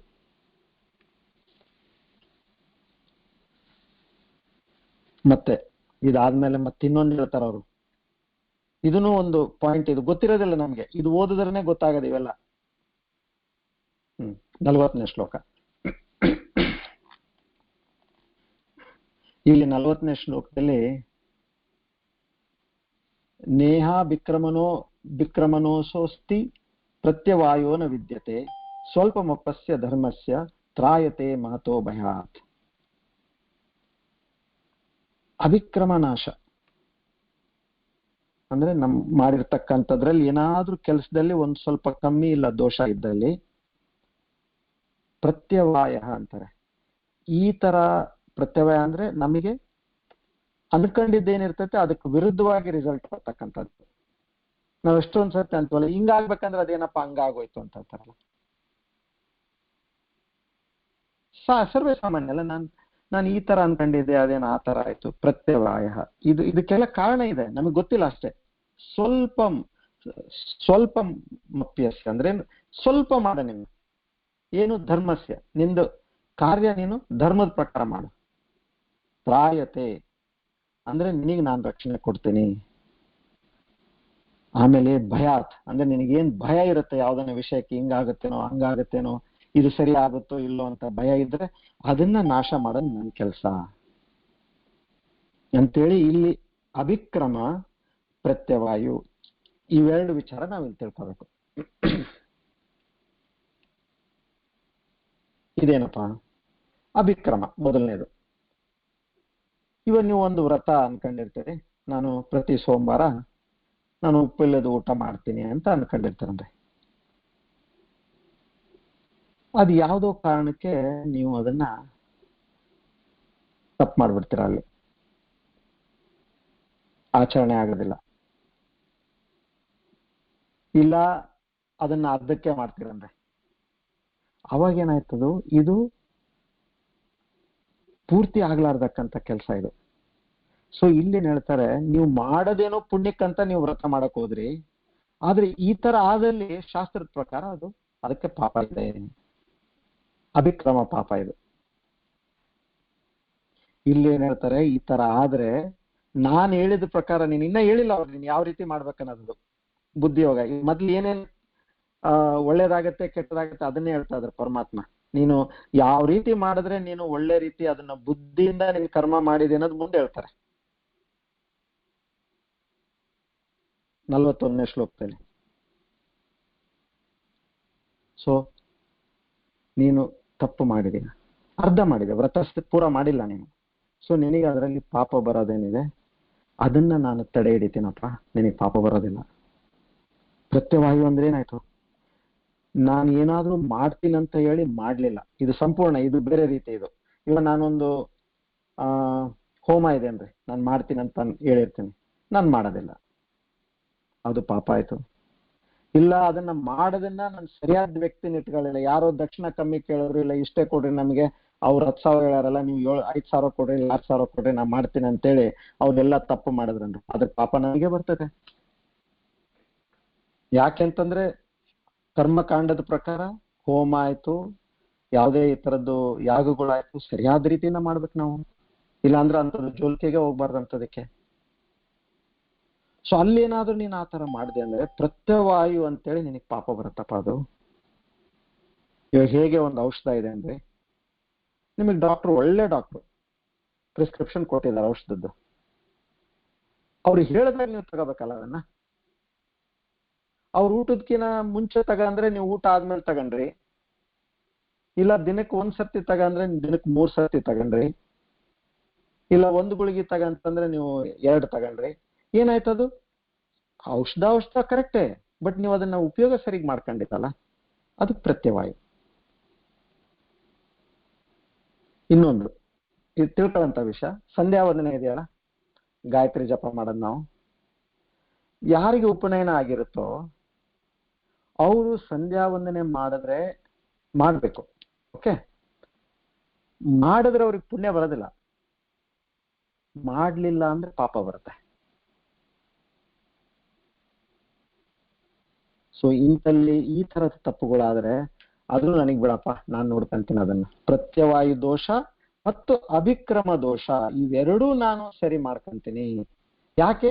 ನೀನು ಬುದ್ಧಿಯಿಂದ ಒಂದು ಕರ್ಮ ಮಾಡಿದ್ಯಾ, ಇವಾಗ ನಿಂದು ಕರ್ಮ ಮಾಡೋ ಪದ್ಧತಿನೇ ನಿನ್ ಚೇಂಜ್ ಆಯ್ತು. ನಿಂದು ಇಲ್ಲಿವರೆಗೂ ನೀನ್ ಕರ್ಮ ಮಾಡ್ತಾ ಇದೀಯ, ನಾನೇ ನಿನಗೆ ಬೇರೆ ಕರ್ಮ ಮಾಡು ಅಂತ ಹೇಳಂಗಿಲ್ಲ, ಅದೇ ಕರ್ಮ ಮಾಡು. ಆದ್ರೆ ಅದ್ರ ಹಿಂದ್ಗಡೆ ಏನು ಅಂದ್ರೆ ನಿಂದ ಆಟಿಟ್ಯೂಡ್, ನಿನ್ನ ಮನೋಭಾವನೆ ಏನಿದೆಯಲ್ಲ ಅದನ್ನ ಚೇಂಜ್ ಮಾಡಿ ಮಾಡು. ಏ ಪರಮಾತ್ಮ ಹೇಳಪ್ಪ ಮಾರೆ, ಅದನ್ನ ಹೆಂಗ್ ಮಾಡ್ಬೇಕು ಹೇಳು, ನೀನು ಇಲ್ಲಿವರೆಗೆ ಅದನ್ನೇ ಹೇಳ್ತಾ ಇಲ್ಲ, ಬರೀ ಇದು ಹಿಂಗಾಗತ್ತೆ ಹಂಗಾಗತ್ತೆ ಅಂತ ಹೇಳ್ತಾ ಇದೆಯಲ್ಲ ನೀನು. ಅದು ನಮ್ಗೆಲ್ಲ ಹಂಗೆ ಅನ್ಸೋದು. ಸೊ ಆಯ್ತು ಅಂತ ಪರಮಾತ್ಮನಿಗೆ 41ನೇ ಶ್ಲೋಕದಲ್ಲಿ ಹೇಳ್ತಾನೆ ಅದನ್ನ.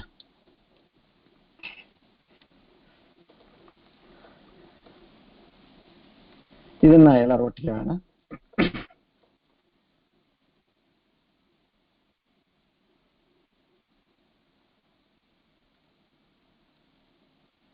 ವ್ಯವಸಾಯಾತ್ಮಿಕ ಬುದ್ಧಿ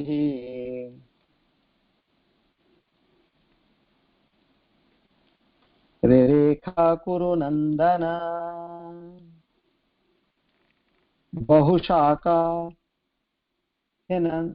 ಬಹುಶಾಖಾ ಹೆನಂತಾಶ್ಚ ಬುದ್ಧಿಯೋ ವ್ಯವಸಾಯಿನಾಂ.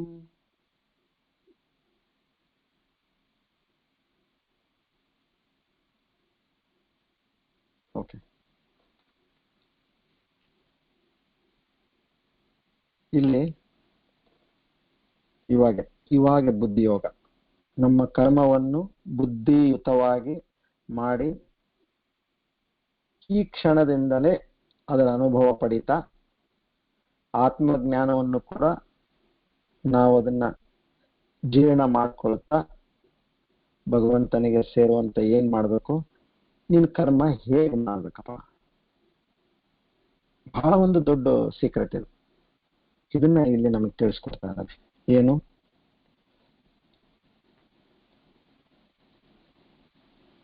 ನೀನ್ ಏನು ಕರ್ಮ ಮಾಡ್ತೀಯೋ ಈಶ್ವರಾರ್ಪಣ ಬುದ್ಧಿಯಿಂದ ಮಾಡು. ಈಶ್ವರಾರ್ಪಣ ಬುದ್ಧಿ ಅಂದ್ರೆ ಈಶ್ವರಂಗೆ ಅಂದ್ರೆ ಭಗವಂತನಿಗೆ ಅರ್ಪಣೆ ಮಾಡಿ ಮಾಡು. ಇವಾಗ ನಾವು ಊಟ ಮಾಡ್ತಾ ಇದ್ದೇವೆ, ಮೊದ್ಲು ಭಗವಂತನಿಗೆ ಅರ್ಪಣೆ ಮಾಡು, ಆಮೇಲೆ ನೀನ್ ತಿನ್ನೋದನ್ನ. ನೀನ್ ಏನ್ ಅದ್ರಲ್ಲಿ ವ್ಯತ್ಯಾಸ ಏನಿಲ್ಲ, ನೀನು ಊಟ ಏನೇನ್ ಮಾಡ್ತಾ ಇದೀಯ ಅದನ್ನೇ ಮಾಡು. ಇಲ್ಲಿ ಮತ್ತೆ ಭಗವಂತ ಏನ್ ಡೈಟ್ ಬಗ್ಗೆ ಸದ್ಯ ಏನ್ ಹೇಳಿದ್ರು ನಮ್ಗೆ, ನೀನ್ ಏನ್ ಮಾಡ್ತೀಯ ಮಾಡಪ್ಪ, ಆದ್ರೆ ನಾನ್ ತಿಂತಾ ಇದ್ದೀನಿ ಅನ್ನೋದು, ಅದು ನಾನು ಅನ್ನೋದು ಬೇಡ. ನೀನು ಅರ್ಪಣೆ ಮಾಡು ಭಗವಂತನಿಗೆ. ಆ ಒಂದು ಅರ್ಪಣೆ ಭಾವದಿಂದ ಮೊದಲನೇದು ಅದು ಮಾಡು ನೀನು. ಎರಡನೇದು, ಎರಡೇ ಕಂಡೀಷನ್ ಇಲ್ಲಿರೋದು. ಎರಡನೇದು ಈಶ್ವರಾರ್ಪಣ ಬುದ್ಧಿ ಮೊದಲನೇದು, ಎರಡನೇದು ಪ್ರಸಾದ ಬುದ್ಧಿ. ನನಗೇನ್ ಸಿಗುತ್ತೆ ಅದರಿಂದ, ಯಾವುದೇ ಕಾರ್ಯನ ಮಾಡಿದ್ಮೇಲೆ ನನಗೇನ್ ಸಿಗುತ್ತೆ ಅದನ್ನ ನಾನು ನಿನ್ನ ಪ್ರಸಾದ ಅಂತ ನಾನು ಸ್ವೀಕರಿಸ್ತೀನಿ. ಅದರಲ್ಲಿ ನಾನು ಹೆಸರಿಡಂಗಿಲ್ಲ, ನನ್ ಅಲ್ಲಿ ಮತ್ತೇನು ಬೊಟ್ಟು ಮಾಡಂಗಿಲ್ಲ. ನನಗೆ ನೀವು ಇದನ್ನೇ ಯಾಕೆ ಕೊಟ್ರಿ, ಅದನ್ನೇ ಯಾಕೆ ಕೊಟ್ರಿ, ಇಷ್ಟೇ ಯಾಕೆ ಕೊಟ್ರಿ, ಅಷ್ಟೇ ಯಾಕೆ ಕೊಟ್ರಿ, ಅವಾಗ ಯಾಕೆ ಕೊಟ್ರಿ, ಇವಾಗ ಯಾಕೆ ಕೊಟ್ರಿ, ಇಲ್ಲ. ನೀನು ಯಾವಾಗ ಏನು ಎಷ್ಟು ನೀನು ತೀರ್ಮಾನ ಮಾಡ್ತೀಯೋ ಅದು ನಾನು ಶ್ರದ್ಧೆಯಿಂದ ನಾನು ತಗೊಂತೀನಿ, ಸ್ವೀಕರಿಸ್ತೀನಿ. ನಿನ್ನ ಪ್ರಸಾದ ಅಂತ ನಾನು ಸ್ವೀಕರಿಸ್ತೀನಿ. ಇವೆರಡು ನೀನ್ ಮಾಡ್ಬೇಕಪ್ಪ. ಇಲ್ಲಿ ಈ ಒಂದು ಮನೋಭಾವನೆಯಿಂದ ನೀನು ಯಾವಾಗ ನೀನು ಈ ತರ ಮಾಡ್ತೀಯೋ ನಿನಗೆ ಯಾವಾಗ್ಲೂ ನಿನಗೆ ಯಶಸ್ಸಿದೆ, ಶಾಂತ ಮನಸ್ಸಿರುತ್ತೆ, ಪ್ರಸನ್ನವಾದ ಒಂದು ನಿನ್ನ ನಡವಳಿಕೆ ಇರುತ್ತೆ, ಮತ್ತೆ ಜೀವನದಲ್ಲಿ ಕೂಡ ನಿನಗೆ ಅಭಿವೃದ್ಧಿ ಇರುತ್ತೆ. ಇದಲ್ಲದೆ ನಿನಗೆ ಷಡ್ರೂಪಗಳು, ಕಾಮ, ಕ್ರೋಧ, ಲೋಭ, ಮೋಹ, ಮದ, ಮಾತ್ಸರ್ಯ, ಇದರಿಂದ ಕೂಡ ನಿನಗೆ ನಿಧಾನಕ್ಕೆ ನಿನ್ ಮೇಲಕ್ಕೆ ಇರ್ತೀಯ.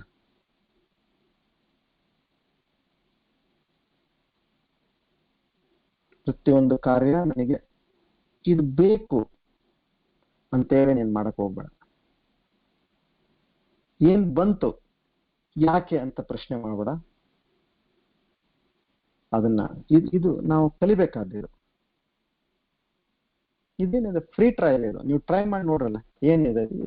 ಹೇಗಂತಾರಲ್ಲ, ಫ್ರೀ ಟ್ರಯಲ್ 30 days, ಬರ್ಲಿಲ್ಲ ಅಂದ್ರೆ ವಾಪಸ್ ಕೊಡ್ರಿ, ನೋ ಚಾರ್ಜಸ್.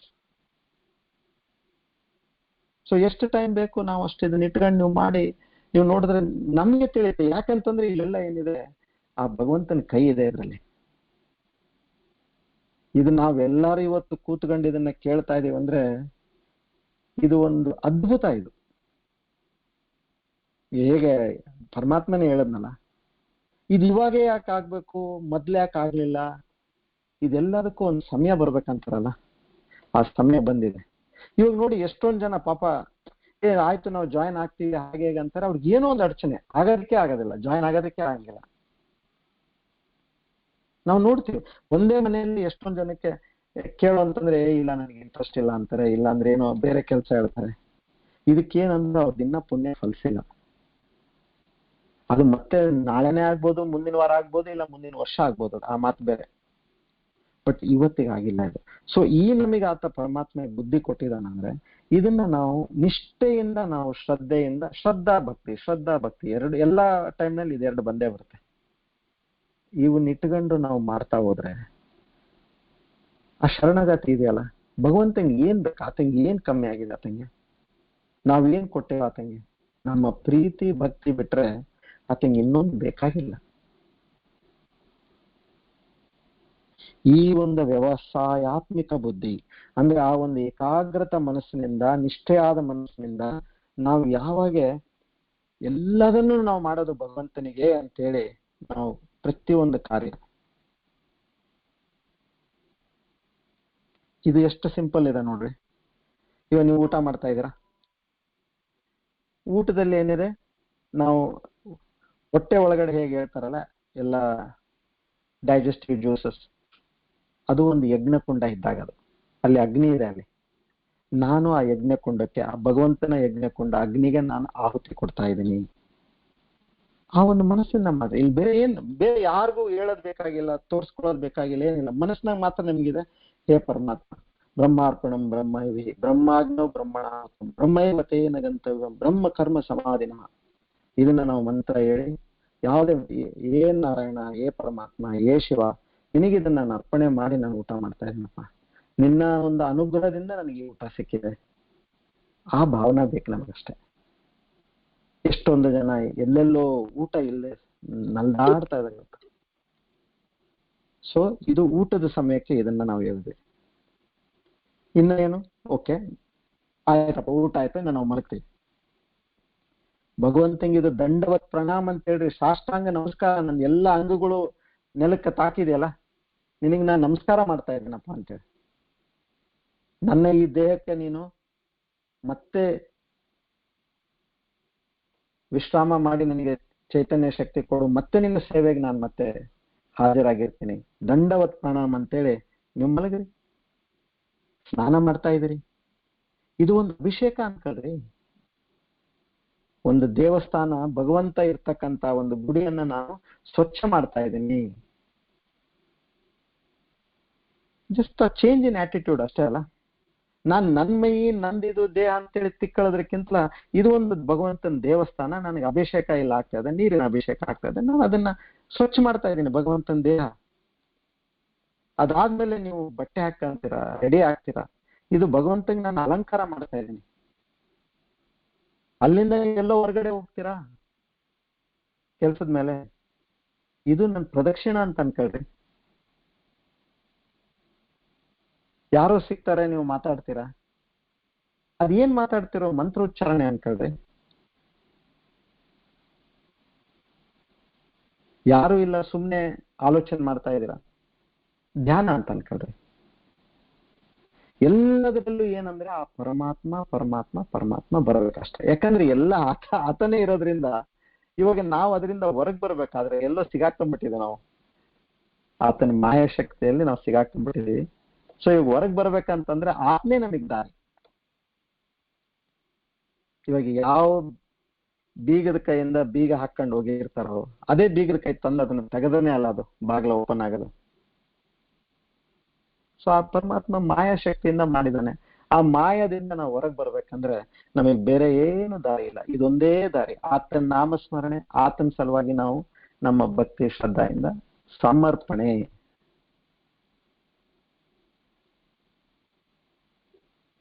ಮತ್ತೆ ಇವಾಗ ಕೃಷ್ಣ ಪರಮಾತ್ಮ ಏನು, ಹೌದಪ್ಪ ಈ ತರ ಮಾಡದೇ ಇರೋರು ಯಾರಿದ್ದಾರೆ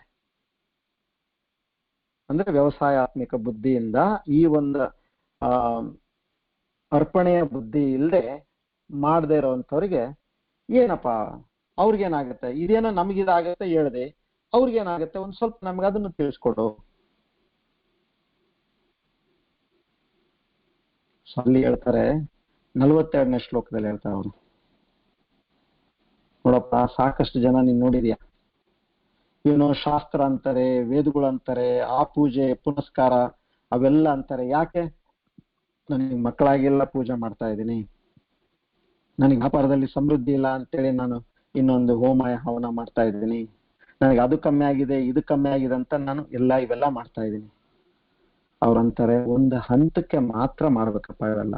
ಅದನ್ನೇ ಮಾಡ್ಕೊಂಡು ಅವ್ನು ಹೇಳೋನು ದುಡ್ಡು ಗಳಿಸ್ತಾನೆ, ನೀನು ಏನೋ ಒಂದು ನಿನಗ್ ದುಡ್ಡು ಬರುತ್ತೆ ಅಂತ ಒಂದು ಆಸೆಯಿಂದ ನೀನು ಇವೆಲ್ಲ ಮಾಡ್ತಾ ಇದೀಯ. ಇಲ್ಲಿ ಇದು ಬಹಳ ಒಂದು ದೊಡ್ಡ ವಿಚಾರ ಇದೆ. ಭಗವದ್ಗೀತೆಯಲ್ಲಿ ಪರಮಾತ್ಮ ಹೇಳಿದ್ದು ಇದಕ್ಕೆ ಏನು, ಇದಕ್ಕೆ ಬೆಲೆ ಇಲ್ಲ. ನಿನಗೌದು ನೀನು ಮಾಡಿದೆ, ಒಳ್ಳೆ ಕರ್ಮ ಮಾಡಿದೆ, ನೀನು ಪೂಜೆ ಮಾಡಿದೆ, ನೀನು ಏನಿದೆ ಒಂದು ಹೋಮ ಹವನ ಮಾಡಿದೆ, ಅದಕ್ಕೇನಂತ ಕೇಳ್ಕೊಂಡೆ ಸಂಕಲ್ಪ ಮಾಡ್ತೀಯಲ್ಲ ನೀನು. ಅವರೇ ಹೇಳ್ತಾರಲ್ಲ, ಆಚಾರ್ಯ ಹೇಳ್ತಾರೆ ಸಂಕಲ್ಪ ಮಾಡ್ಕೊಳ್ರಿ ಅಂತಾರೆ. ಏನ್ ಬೇಕು ನಮಗೆ ಸಂಕಲ್ಪ ಮಾಡ್ರಿ, ಎಲ್ಲ ನಿಮಗೆ ಇಷ್ಟ, ನಿಮ್ಮ ಕಾಮ ಎಲ್ಲ ಏನೇನಿದೆ ಅದೆಲ್ಲ ತೀರೋದಕ್ಕೆ ಅವರೆಲ್ಲ ಹೇಳಿ ನಿಮಗೆ ಪೂಜೆ ಮಾಡಿಸ್ತಾರೆ. ಅದೆಲ್ಲ ಸಿಕ್ತಲ್ಲ, ಅದು ಸಿಕ್ಕಿದ್ರೆ ಏನಾಯ್ತು, ನಿನಗೆ ಪುಣ್ಯ ಬಂತು. ಆ ಪುಣ್ಯದಿಂದ ಏನಾಯ್ತು, ನಿನಗೆ ಯಾವ್ದೋ ಒಂದು ವಸ್ತು ಸಿಕ್ತು. ಅದು ಎಲ್ಲಿವರೆಗಿದೆ? ಸೊ ಈ ಒಂದು ದಾರಿಯಲ್ಲಿ ಹೋದ್ರೆ ನಿನಗೆ ಮುಕ್ತಿ ದಾರಿ ಎಲ್ಲಿದೆ? ಇದು ನೀನು ಏರುಪೇರುವಿಂದ ಮೇಲೆ ಕೆಳಗೆ ಆಗ್ತಾ ಇರ್ತೀಯ. ಮತ್ತೆ 43ನೇ ಶ್ಲೋಕದಲ್ಲಿ ಅವ್ರು ಹೇಳೋದೇನು, ನಿನಗೆ ಅದೇ ತರ ಪೂಜೆಗಳು ಮಾಡಿಸಿ ನಿನಗೇನೈತೆ ಆಯ್ತು, ಸ್ವರ್ಗಕ್ಕೆ ಹೋಗೋದಕ್ಕೆ ಪೂಜೆಗಳಿದಾವೆ, ಇಲ್ಲ ಇಲ್ಲೇ ಇಹ ಲೋಕದಲ್ಲೇ ನನಗೆ ಒಳ್ಳೆ ಜೀವನ ಆಗ್ಲಿಕ್ಕೆ ಸಮೃದ್ಧಿ ಆಗ್ಲಿಕ್ಕೆ ಏನೇನ್ ಬೇಕು, ಇಲ್ಲ ನನಗೆ ಜಾಸ್ತಿ ನನಗೆ ಏನು ಪವರ್ ಇನ್ ದ ಸೆನ್ಸ್ ಶಕ್ತಿ ಬೇಕು, ಇದೆಲ್ಲ ಇದೇನೈತೆ ನೀನ್ ಕೇಳ್ತಾ ಇದೆ, ಇದೆಲ್ಲ ಯಾವ್ದಾಯ್ತಪ್ಪ, ಇವತ್ತಿರುತ್ತೆ ನಾಳೆ ಹೋಗುತ್ತೆ, ಎಷ್ಟಂತ ನೀನ್ ಇದಕ್ಕೆ ಪೂಜೆ ಮಾಡ್ತೀಯ? ಅದನ್ನು ಮಾಡ್ಬೇಡ ಅಂತ 43ನೇ ಶ್ಲೋಕದಲ್ಲಿ ಅದು ಹೇಳ್ತಾರೆ. ಆಮೇಲೆ 44ನೇ ಶ್ಲೋಕದಲ್ಲಿ ಹೇಳಿದನು, ಈ ತರ ವಿಚಾರ ಇಟ್ಕೊಂಡು ಇದು ಬೇಕು ಅದು ಬೇಕು ಅಂತೇಳಿ ಇವೆಲ್ಲ ಯಾರೇನ್ ಮಾಡ್ತಾರ ನೋಡು, ಅವರು ಯಾವತ್ತಿಗೂ ಒಂದು ಧ್ಯಾನಕ್ಕಾಗ್ಲಿ ಇಲ್ಲ ಭಗವಂತನಲ್ಲಿ ಐಕ್ಯ ಆಗ ಸಮಾಧಿ ಸ್ಥಿತಿಗಾಗ್ಲಿ ಹೋಗ್ಲಿಕ್ಕೆ ಸಾಧ್ಯ ಇಲ್ಲಪ್ಪ. ಅಂದ್ರೇನು, ಅವರಿಗೆ ಮೋಕ್ಷ ಮತ್ತು ಲಿಬರೇಷನ್, ಪರಮಾತ್ಮನಲ್ಲಿ ಐಕ್ಯ ಆಗೋ ಸ್ಥಿತಿ ಅವ್ರು ಬರೋದಿಲ್ಲ. ಇಲ್ಲಿ ಜೀವನ ಮಾಡ್ತಾ ಮಾಡ್ತಾ ಕೂಡ ಅವ್ರಿಗೆ ಯಾವಾಗ್ಲೂ ಒಂದು ತರ ಗೊಂದಲದ ಮನಸ್ಸಿರುತ್ತೆ. ಜೀವನದಲ್ಲಿ ಮೇಲೆ ಕೆಳಗೆ ಏರ್ಕಂತ ಅವ್ರು ಇರ್ತಾ ಇರ್ತಾರೆ, ಯಾವಾಗ್ಲೂ ಸುಖ ಇರೋದಿಲ್ಲ ಅವ್ರಿಗೆ. ಏನೋ ನಾವು ಇಷ್ಟು ಗುಡಿಗಳಿಗೆ ಹೋಗಿ ಇಷ್ಟು ಪೂಜೆಗಳು ಮಾಡಿ ಎಲ್ಲ ಮಾಡಿದ್ರೆ ಯಾಕೆ ಮಾಡಿದೆ ನೀನು? ಗುಡಿಗೆ ಹೋಗಿ ಏನ್ ಕೇಳಿದೆ ನೀನು? ಅಲ್ಲಿ ಹೋಗಿ ಮತ್ತೆ ಭಗವಂತ ನನಗೆ ಅದು ಸಿಕ್ಕಿಲ್ಲಪ್ಪ, ಇದು ಸಿಕ್ಕಿಲ್ಲಪ್ಪ, ಅದಾಗಿಲ್ಲಪ್ಪ, ಇದಾಗಿಲ್ಲ, ಇದು ಮಾಡು ಅದು ಮಾಡು. ಆತ ಕರ್ಮದ ಪ್ರಕಾರ ನಿಮ್ಗೆ ಏನ್ ಬರ್ಬೇಕು ಅದು ಬಂದೇ ಬರುತ್ತದ. ನೀವು ಗುಡಿಗೆ ಹೋಗ್ಲಿಲ್ಲ ಅಂದ್ರೂ ಕೂಡ ಅದು ಬಂದೇ ಬರುತ್ತದ. ಸೊ ಆ ಒಂದು ಇದರಲ್ಲಿ ಬೀಳ್ಬೇಡಿ. ಇವಾಗ ನೋಡಿ ನಮ್ದು ಹೆಂಗಿರುತ್ತಂದ್ರೆ, ನಮ್ದು ಸ್ವಭಾವ, ಯಾರಾದ್ರೂ ನಮ್ಗೊಂದು ಒಳ್ಳೆ ವಾಚ್ ತಂದು ಕೊಟ್ರಂದ್ರೆ, ಇದು ತಗೊಳ್ರಿ ನಿಮ್ಗಿದು ನಿಮ್ದು ಆನಿವರ್ಸರಿನೋ ಇಲ್ಲ ಬರ್ತ್ಡೇ ಇದೆ ಗಿಫ್ಟ್ ಅಂತ ಕೊಟ್ಟವ್ರು. ಎಷ್ಟು ಖುಷಿ ಆಗತ್ತೆ ನಮಗೆ. ಅದನ್ನ ವಾಚ್ ಹಾಕೊಂಡು ಏನೋ ಹಿಂಗೆ ನೋಡೋದು, ಮತ್ತೆ ಇನ್ನೊಬ್ಬರಿಗೆ ಕೇಳೋದು ಹೆಂಗಿದೆಪ್ಪ ಇದು ಅನ್ನೋದು, ಕನ್ನಡಿಯಲ್ಲಿ ನೋಡೋದು, ಇದೆಲ್ಲ ಮಾಡೋದು. ಆದ್ರೆ ನಾವು ಒಂದು ವಿಚಾರ ಮಾಡಿದೀವ, ಆ ಕೈ ಕೊಟ್ಟವನಿಗೆ ಯಾವತ್ತನ ನಾವು ಏನಾದ್ರು ಹೇಳಿದೀವ, ಇಂಥ ಒಂದು ನಮ್ಗೆ ಒಳ್ಳೆ ಕೈ, ಎಲ್ಲಾ ಕೆಲ್ಸಕ್ಕೂ ಬರ್ತಕ್ಕಂತ ಇದು ಕೈ ನಮಗೆ, ಆ ಕೊಟ್ಟ ಪರಮಾತ್ಮಗೆ ನಾವು ಯಾವತ್ತಾದ್ರೂ ಆ ಒಂದು ಧನ್ಯವಾದಗಳು ಹೇಳಿದೀವ? ಇದು ವಾಚ್ ಏನು 1 ವರ್ಷ 2 ವರ್ಷ 3 ವರ್ಷ ಆದ್ಮೇಲೆ ಅದು ಇರುತ್ತೋ ಹೋಗುತ್ತೋ ಏನಾಗುತ್ತೋ ಗೊತ್ತಿಲ್ಲ, ಆದ್ರೆ ಕೈ ಹುಟ್ಟದಾಗಿಂದ ಇದೆ ನಮ್ಗೆ. ಸೊ ಈ ನಮ್ಮ ಮೆಂಟಲ್ ಆಟಿಟ್ಯೂಡ್, ಈ ಭಾವನೆ ನಮ್ಮಲ್ಲಿ ಚೇಂಜ್ ಆಗ್ಬೇಕಷ್ಟೆ. ಇದೆಲ್ಲ ಇರೋದಿಷ್ಟೇ, ಪರಮಾತ್ಮ ಕೇಳೋದ್ರಿಂದ ಬೇರೆ ಏನಿಲ್ಲ. ಬಾಕಿ ನಮಗೆ ಮಾಡೋದು, ನಮಗಿಲ್ಲಪ್ಪ ನಮ್ಗೆ ಇಲ್ಲ ಸುಖ ಬೇಕು ಅದು ಮಾಡ್ರಿ, ಅದನ್ನ ಮಾಡ್ರಿ. ಇಲ್ಲ ನಿಮಗೆ ಆತ್ಮದ್ ಬೇಕು ಅಂದ್ರೆ ನೀವು ಮಾಡ್ತಕ್ಕಂಥ ಒಳ್ಳೆ ಕೆಲಸನ ನನಗೆಲ್ಲ ಅರ್ಪಣೆ ಮಾಡ್ತಾ ಹೋಗ್ರಿ. ಕೃಷ್ಣಾರ್ಪಣ ಮಸ್ತು, ಶಿವಾರ್ಪಣ ಮಸ್ತು ಮಾಡ್ತಾ ಹೋಗ್ರಿ. ಅದನ್ನ ನಾನೇನ್ ಮಾಡ್ತೀನಿ, ನಿಮಗೆ ಪುಣ್ಯದ ಬದಲು ನಿಮ್ಮ ಚಿತ್ತ ಶುದ್ಧಿ, ನಿಮ್ಮ ಮನಸ್ಸನ್ನು ಶುದ್ಧಿ ಮಾಡಿ, ನೀವೇನ್ ಇವಾಗ ನೀವು ಆತ್ಮಜ್ಞಾನ ಕೇಳಿದಿರಿ, ಮುಂದೆ ಕೇಳ್ತಾ ಇದ್ರಿ, ಅದನ್ನ ನಾನು ನಿಮಗೆ ತಿಳಿಯುವಂತೆ ಮಾಡುವುದು ನನ್ನ ಕೆಲಸ. ಇಲ್ಲ ನನಗೆ ಆತ್ಮಜ್ಞಾನನೂ ಬೇಕು, ಇಲ್ಲಿ ಇದನ್ನು ಪುಣ್ಯನೂ ಬೇಕು, ನನಗೆ ಸುಖನೂ ಬೇಕು, ಸಿಗುತ್ತಲ್ಲ ನಿಮಗೆ. ನೀವು ಆ ಅರ್ಪಣೆ ಮಾಡಿದ್ಮೇಲೆ ಅದು ಸಿಕ್ಕೇ ಸಿಗುತ್ತೆ. ಅಲ್ಲಿ ಏನಂತ ಇಲ್ಲ ನಿಮ್ಗೆ, ಇಲ್ಲಪ್ಪ ನೀವು ಅದನ್ನೆಲ್ಲ ಬಿಟ್ಟು ನೀವು ನನ್ನ ಸಲುವಾಗಿ ಮಾತ್ರ ಮಾಡ್ಬೇಕು ಆತ್ಮಜ್ಞಾನ ಬೇಕಂದ್ರೆ, ಇದಕ್ಕಿಂತ ಹೆಚ್ಚಿನ ಸಿಗುತ್ತೆ. ಇವಾಗ ಇಲ್ಲೆಲ್ಲ ಅರ್ಜುನಗೆ ಹೇಳ್ತಾ ಇರೋದು ಏನು ಪರಮಾತ್ಮ, ನಮಗೆ ಕಲಿಯುಗದಲ್ಲಿ ಕಷ್ಟ ಕಾಲದಲ್ಲಿ ಏನು ಕೆಲವು ಪುಣ್ಯ ಜೀವಿಗಳಿದ್ದಾರೆ, ಅವ್ರಿಗೆ ಅನುಕೂಲ ಆಗ್ಲಿ ಅಂತ ಇದೆಲ್ಲ ಹೇಳ್ತಾ ಇದ್ದಾರೆ. ನಮಗೂ ಇವಾಗ ಆತ ಹೇಗೆ ಅಲ್ಲಿ ಯುದ್ಧ ಭೂಮಿಯಲ್ಲಿ ಏನೇನೋ ತೊಂದರೆಯಿಂದ ಆತ ಅಲ್ಲಿ ನರಳ್ತಾ ಇದ್ದಾನೆ, ನಮಗೂ ಪ್ರತಿದಿನ ಕೆಲಸದಲ್ಲಿ ಏನೇನೋ ತೊಂದರೆಗಳು ಬರ್ತವೆ. ಯಾರ್ಯಾರೋ ಏನೇನೋ ಮಾತಾಡ್ತಾರೆ, ಏನೇನೋ ಹೇಳ್ತಾರೆ, ಹೇಳ್ದಂಗ್ ನಡೆಯಂಗಿಲ್ಲ. ನಾವ್ ಯಾವ ರೀತಿ ಮಾತಾಡಿರ್ತೀವಿ ಆ ರೀತಿ ಒಂದು ಆಗಂಗಿಲ್ಲ. ಹಾಗಂತೇಳಿ ನಾವು ಕೆಟ್ಟವರಾಗದ್ ಬೇಡ. ಅದಕ್ಕೆ ನಾವು ಆಮೇಲೆ ಸೋಲು ಕೊಡುದು, ನಾವು ಎದ್ದು ನಿಂತು ಎದುರಿಸಿ, ಏನು ಭಗವಂತ ನೀನ್ ಪ್ರೇರಣೆ ಮಾಡಿದ್ಯಪ್ಪ, ನಿನ್ನ ವಿಷ್ಣು ಪ್ರೇರಣಾಯ ವಿಷ್ಣು ಪ್ರೀತ್ಯರ್ಥಂ, ನಿನ್ನ ಪ್ರೇರಣೆಯಿಂದ ನಿನ್ನ ಪ್ರೀತಿಗೋಸ್ಕರ ನಾನು ಈ ಕೆಲಸ ಮಾಡ್ತಾ ಇದ್ದೀನಿ. ಈಶ್ವರ ಅರ್ಪಣಂ, ನಿನಗೆ ನಾನು ಅರ್ಪಣೆ ಮಾಡಿ ನಾನು ಮಾಡ್ತಾ ಇದ್ದೀನಿ, ನನ್ಗಿದೇನು ಬೇಡಪ್ಪ.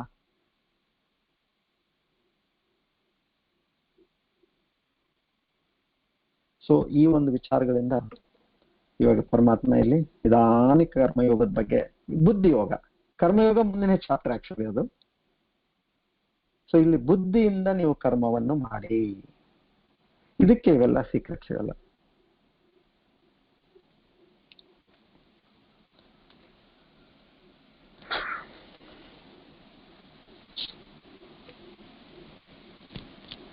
ಓಕೆ,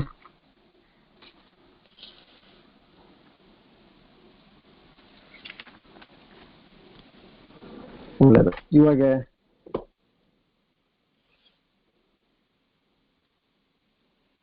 ಸ್ವಲ್ಪ ಧ್ಯಾನ ಮಾಡುವ.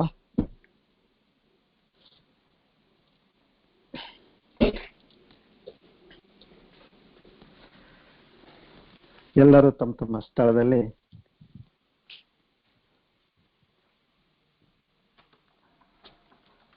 ಸುಖವಾಗಿ ಕೂತ್ಕೊಳ್ಳಿ.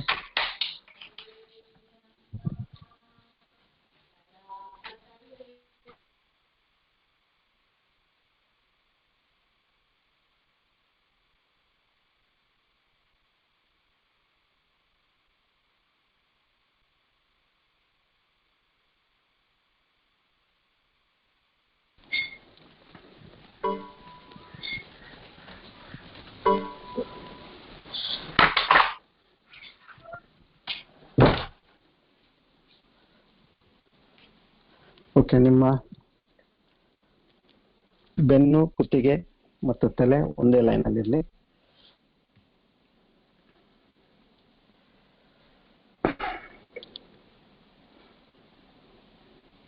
ಇವತ್ತು ನಾವು ಶ್ವಾಸ ವೀಕ್ಷಣೆ, ನಮ್ಮ ಉಸಿರನ್ನು ಏಕಾಗ್ರತೆಯಿಂದ ಗಮನದಿಂದ ನಾವು ಉಸಿರನ್ನು ನೋಡುವಂತ ಒಂದು ಧ್ಯಾನವನ್ನು ಇವತ್ತು ಮಾಡೋಣ.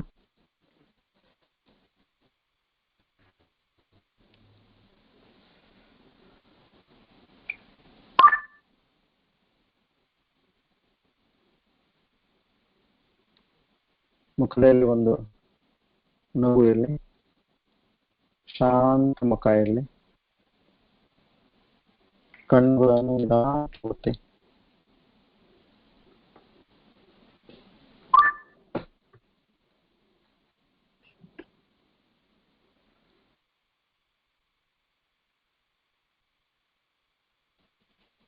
ಈಗ ನಿಮ್ಮ ಉಸಿರನ್ನ ಗಮನ ಇರಲಿ. ನಿಮಗೆ ನಿಧಾನಕ್ಕೆ ಮೂಗಲ್ಲಿ ಉಸಿರು ಒಳಗೋಗೋದು, ಹೊರಗೆ ಬರೋದು ನಿಮಗೆ ಅದರ ಅನುಭವ ಆಗ್ತಾ ಇದೆ.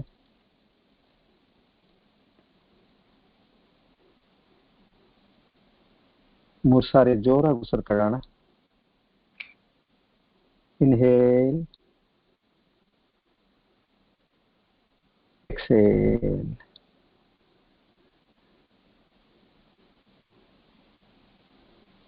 Inhale,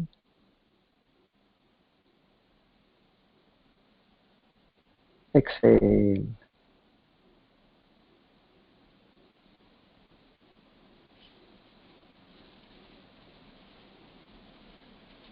Inhale,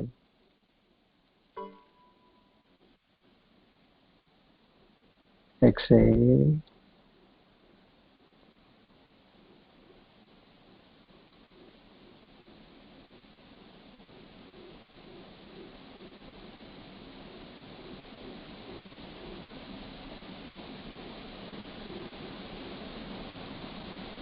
ನಿಮ್ಮ ಸಂಪೂರ್ಣ ಗಮನ ಉಸಿರಿನ ಮೇಲಿರಲಿ.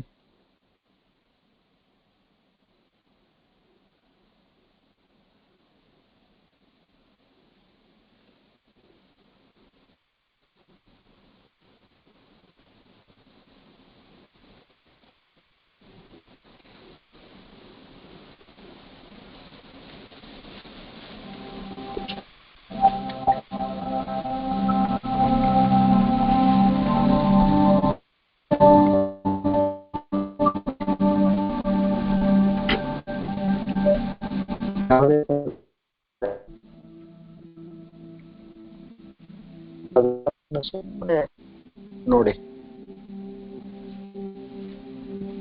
ಅದಕ್ಕೆ ಯಾವುದೇ ರೀತಿಯ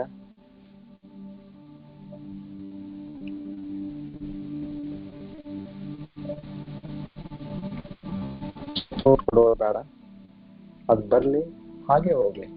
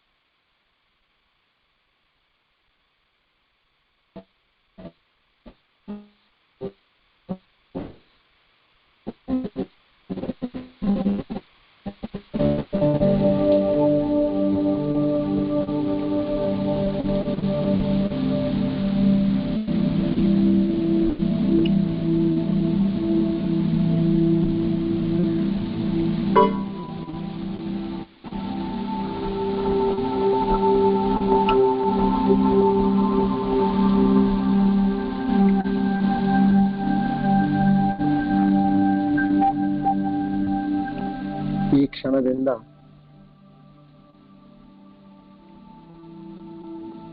ಈ ಒಂದು ಮನಸ್ಸನ್ನು ಶುದ್ಧವಾಗಿ ಮತ್ತು ತಿಳಿಯಾಗಿ ಮಾಡುವ ನನ್ನ ಏಕೈಕ ಗುರಿ.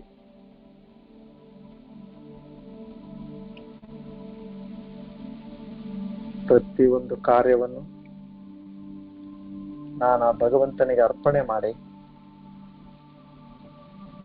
ಮಾಡುತ್ತೇನೆ.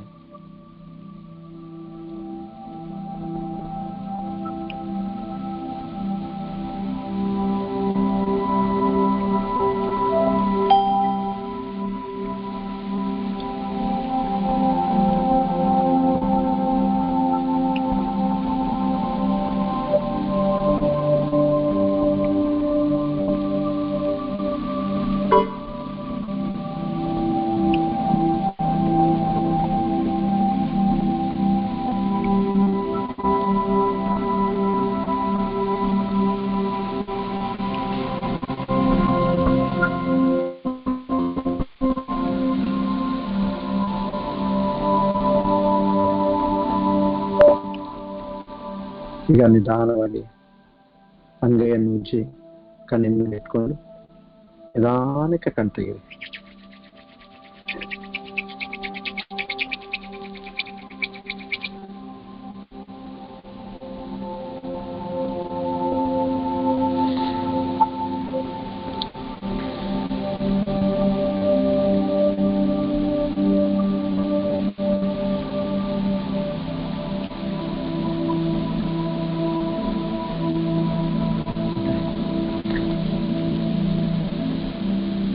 ಪ್ರಶ್ನೆಗಳಿದೆಯಾ ಯಾರಿಗಾದ್ರು?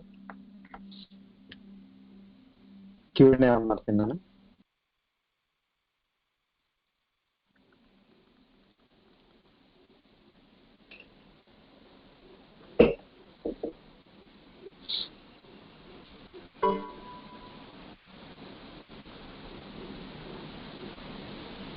ಹಲೋ ಸೇನಣ್ಣ, ಹೇಳಮ್ಮ. ಹೌದೇ, ಈಗ ಅವನ ಹೋಮ ಅವೆಲ್ಲ ಮಾಡಬಹುದು ಮಾಡಬಾರ್ದು ಅಥವಾ ತಪ್ಪೋ ರೈಟು? ಇಲ್ಲಿ ನಾವು ಯಾವುದೇ ಒಂದು ಲೋಕದ ವಿಚಾರದಿಂದ ನಾವೇನ್ ಮಾಡ್ತೀವಲ್ಲ, ಇವಾಗ ನನಗೆ ಯಾವ್ದಾದ್ರು ಒಂದು, ಇವಾಗ ಪುತ್ರ ಕಾಮೇಷ್ಟಿ ಯಾಗ ಅಂತ ಮಕ್ಕಳು ಬೇಕು ಅಂತ ನಾವು ಮಾಡ್ತೀವಿ, ಇಲ್ಲ ನಮಗೆ ಆರೋಗ್ಯ ಬೇಕು ಅಂತ ನಾವು ಮಾಡ್ತೀವಿ. ಸೊ ಇದನ್ನೆಲ್ಲ ಇವಾಗ ಆರೋಗ್ಯ ಬೇಕು ಅಂತ ನಾವು ಮಾಡ್ತೀವಿ. ಇಲ್ಲ ನಾವು ಬೇರೆ ಯಾವ್ದಾದ್ರು ಒಂದು ವಿಷಯ ನಮಗೆ ಯಶಸ್ಸು ಸಿಗಲಿ ಅಂತ ನಾವು ಮಾಡ್ತೀವಿ. ಇದ್ರಲ್ಲಿ ಅವ್ರು ಏನ್ ಹೇಳ್ತಾರೆ, ನೀವು ಅಷ್ಟಕ್ಕೆ ಮಾತ್ರ ಸೀಮಿತ ಮಾಡಬೇಡಿ, ಇದನ್ನ ನನಗೆ ಅರ್ಪಣೆ ಮಾಡಿ.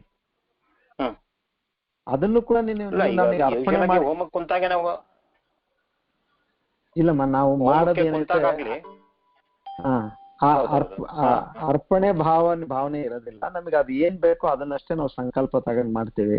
ಅಲ್ಲಿ ಭಗವಂತ ಹೇಳ್ತಾನೆ, ಮೊದಲನೇದು ನಿಮ್ಗೆ ಏನಿದು ಸಿಗ್ಬೇಕು ಪ್ರಾರಬ್ಧ ಕರ್ಮದ ಪ್ರಕಾರ ಸಿಕ್ಕೇ ಸಿಗುತ್ತೆ. ನೀವು ಅರ್ಪಣೆ ಮಾಡಿ, ನನಗೆ ಅರ್ಪಣೆ ಮಾಡಿದಾಗ ಇಲ್ಲಿ ನಮಗೆ ಎರಡು ಬೇಕು. ನಮ್ಗೆ ಇದು ಬೇಕು, ಇನ್ನ ನಮಗೆ ಇನ್ನ ಹೆಚ್ಚಿಂದೇನು ನಮಗೆ ಆತ್ಮವಿದ್ಯೆ ಬೇಕು, ಮನಸ್ಸಲ್ಲಿ ಶಾಂತಿ ಬೇಕು. ಇವಾಗ ಹೇಗೆ ನಮಗೆ ನಾವು ಇದು ಮಾಡ್ತಾ ಮನಃಶುದ್ಧಿ ಕೂಡ ಆಗತ್ತೆ, ಮನಸ್ಸಿನಲ್ಲಿ ಶಾಂತಿ ಸಿಗುತ್ತೆ, ಅಜಿಟೇಷನ್ಸ್ ಅದೆಲ್ಲ ಕಮ್ಮಿ ಆಗತ್ತೆ ಅಂತ ಹೇಳ್ತಾರಲ್ಲ.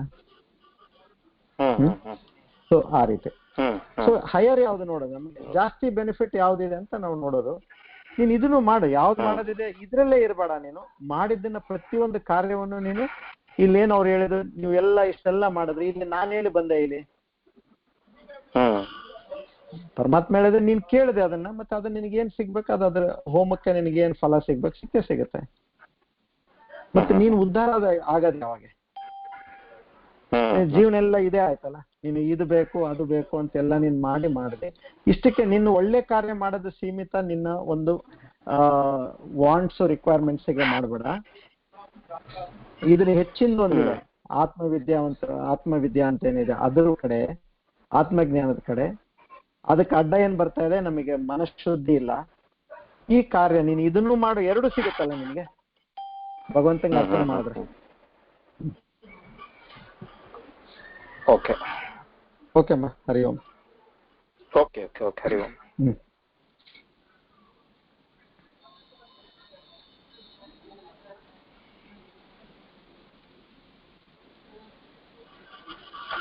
ಮತ್ತೆ ಯಾರ್ದಾದ್ರೂ ಇದೆಯಾ ಪ್ರಶ್ನೆ?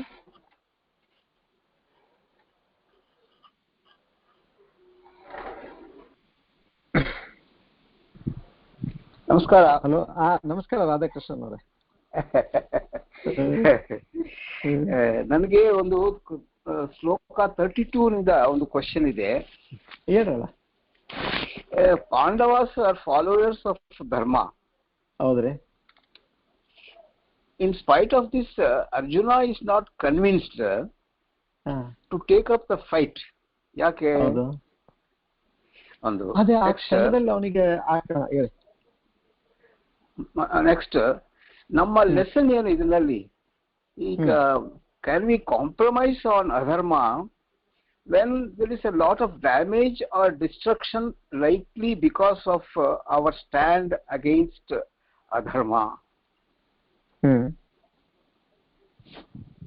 Am I okay? Yeah, no, let's answer the first bit here. First segment ಅಲ್ಲಿ ಏನು ಕೇಳಿದ್ರಿ? ಪಾಂಡವಾಸ್ ಆರ್ ಫಾಲೋವರ್ಸ್ ಆಫ್ ಧರ್ಮ. ಆದ್ರೂ ಆ ವಿಷಯದಲ್ಲಿ ಏನಾಯ್ತು, ಆ ಸರಿಯಾದ ಗಳಿಗೆಯಲ್ಲಿ ಅವನಿಗೂ ಈ ಮೋಹ ಬಂತು.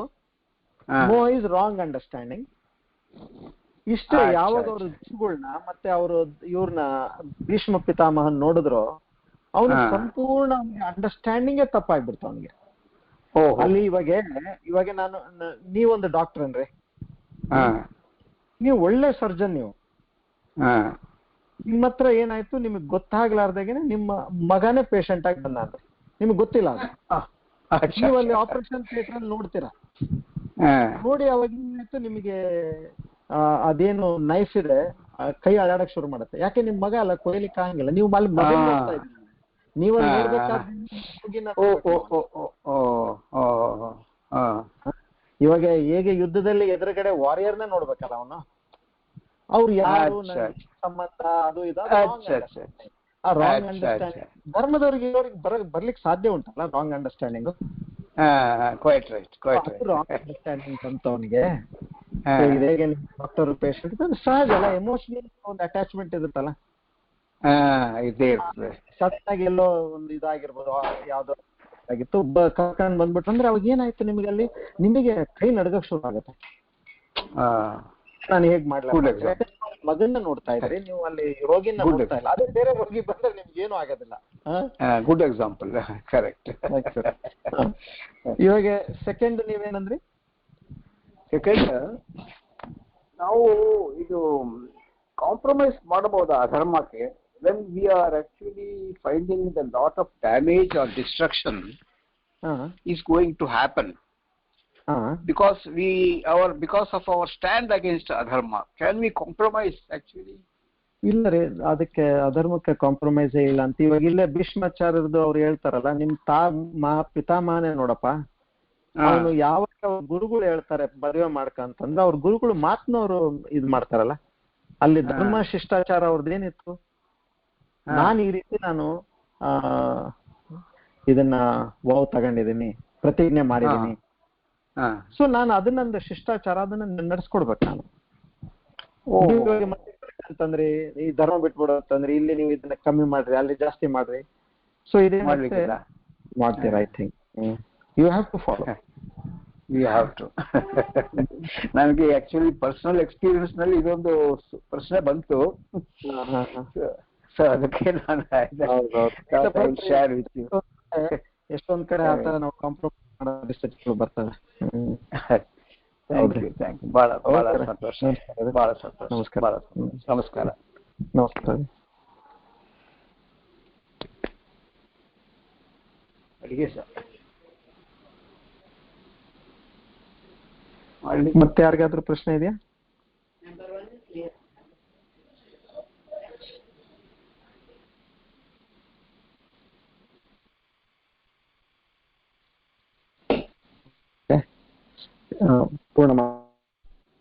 ಓಂ ಪೂರ್ಣಮದ ಪೂರ್ಣಮಿದಂ ಪೂರ್ಣಾತ್ ಪೂರ್ಣಮುದಚ್ಯತೆ ಪೂರ್ಣಸ್ಯ ಪೂರ್ಣಮಾದಾಯ ಪೂರ್ಣಮೇವಾವಶಿಷ್ಯತೆ. ಓಂ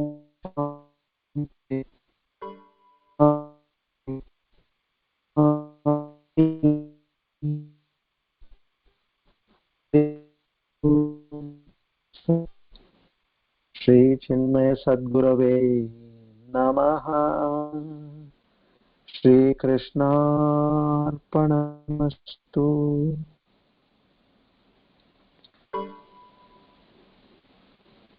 ಹೇ ಪರಮಾತ್ಮ,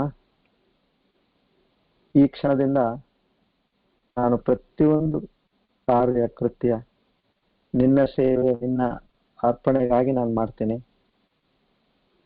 ಯಾವಾಗಾದ್ರೂ ನೆನಪಿನಿಂದ ಮಾಡಲಿಲ್ಲ ಅಂದ್ರೆ ನನಗೆ ಕ್ಷಮಿಸಿ, ಅದು ಸೇವೆ ನಿನ್ನದೇ ಅಂತ ನೀನು ಭಾವಿಸಿ ನನಗೆ ಚಿತ್ತಶುದ್ಧಿಯನ್ನು ಕೊಡಪ್ಪ. ನಿನ್ನ ಆತ್ಮಜ್ಞಾನವನ್ನು ಅರ್ಥ ಮಾಡ್ಕೊಳ್ಳಿಕ್ಕೆ ಆ ಒಂದು ಶಕ್ತಿ ನನಗೆ ಕೊಡು. ಎಲ್ಲ ಗುರು ಪರಂಪರಕ್ಕೆ ನಮ್ಮ ಆದರದ ಸಾಷ್ಟಾಂಗ ನಮಸ್ಕಾರಗಳು.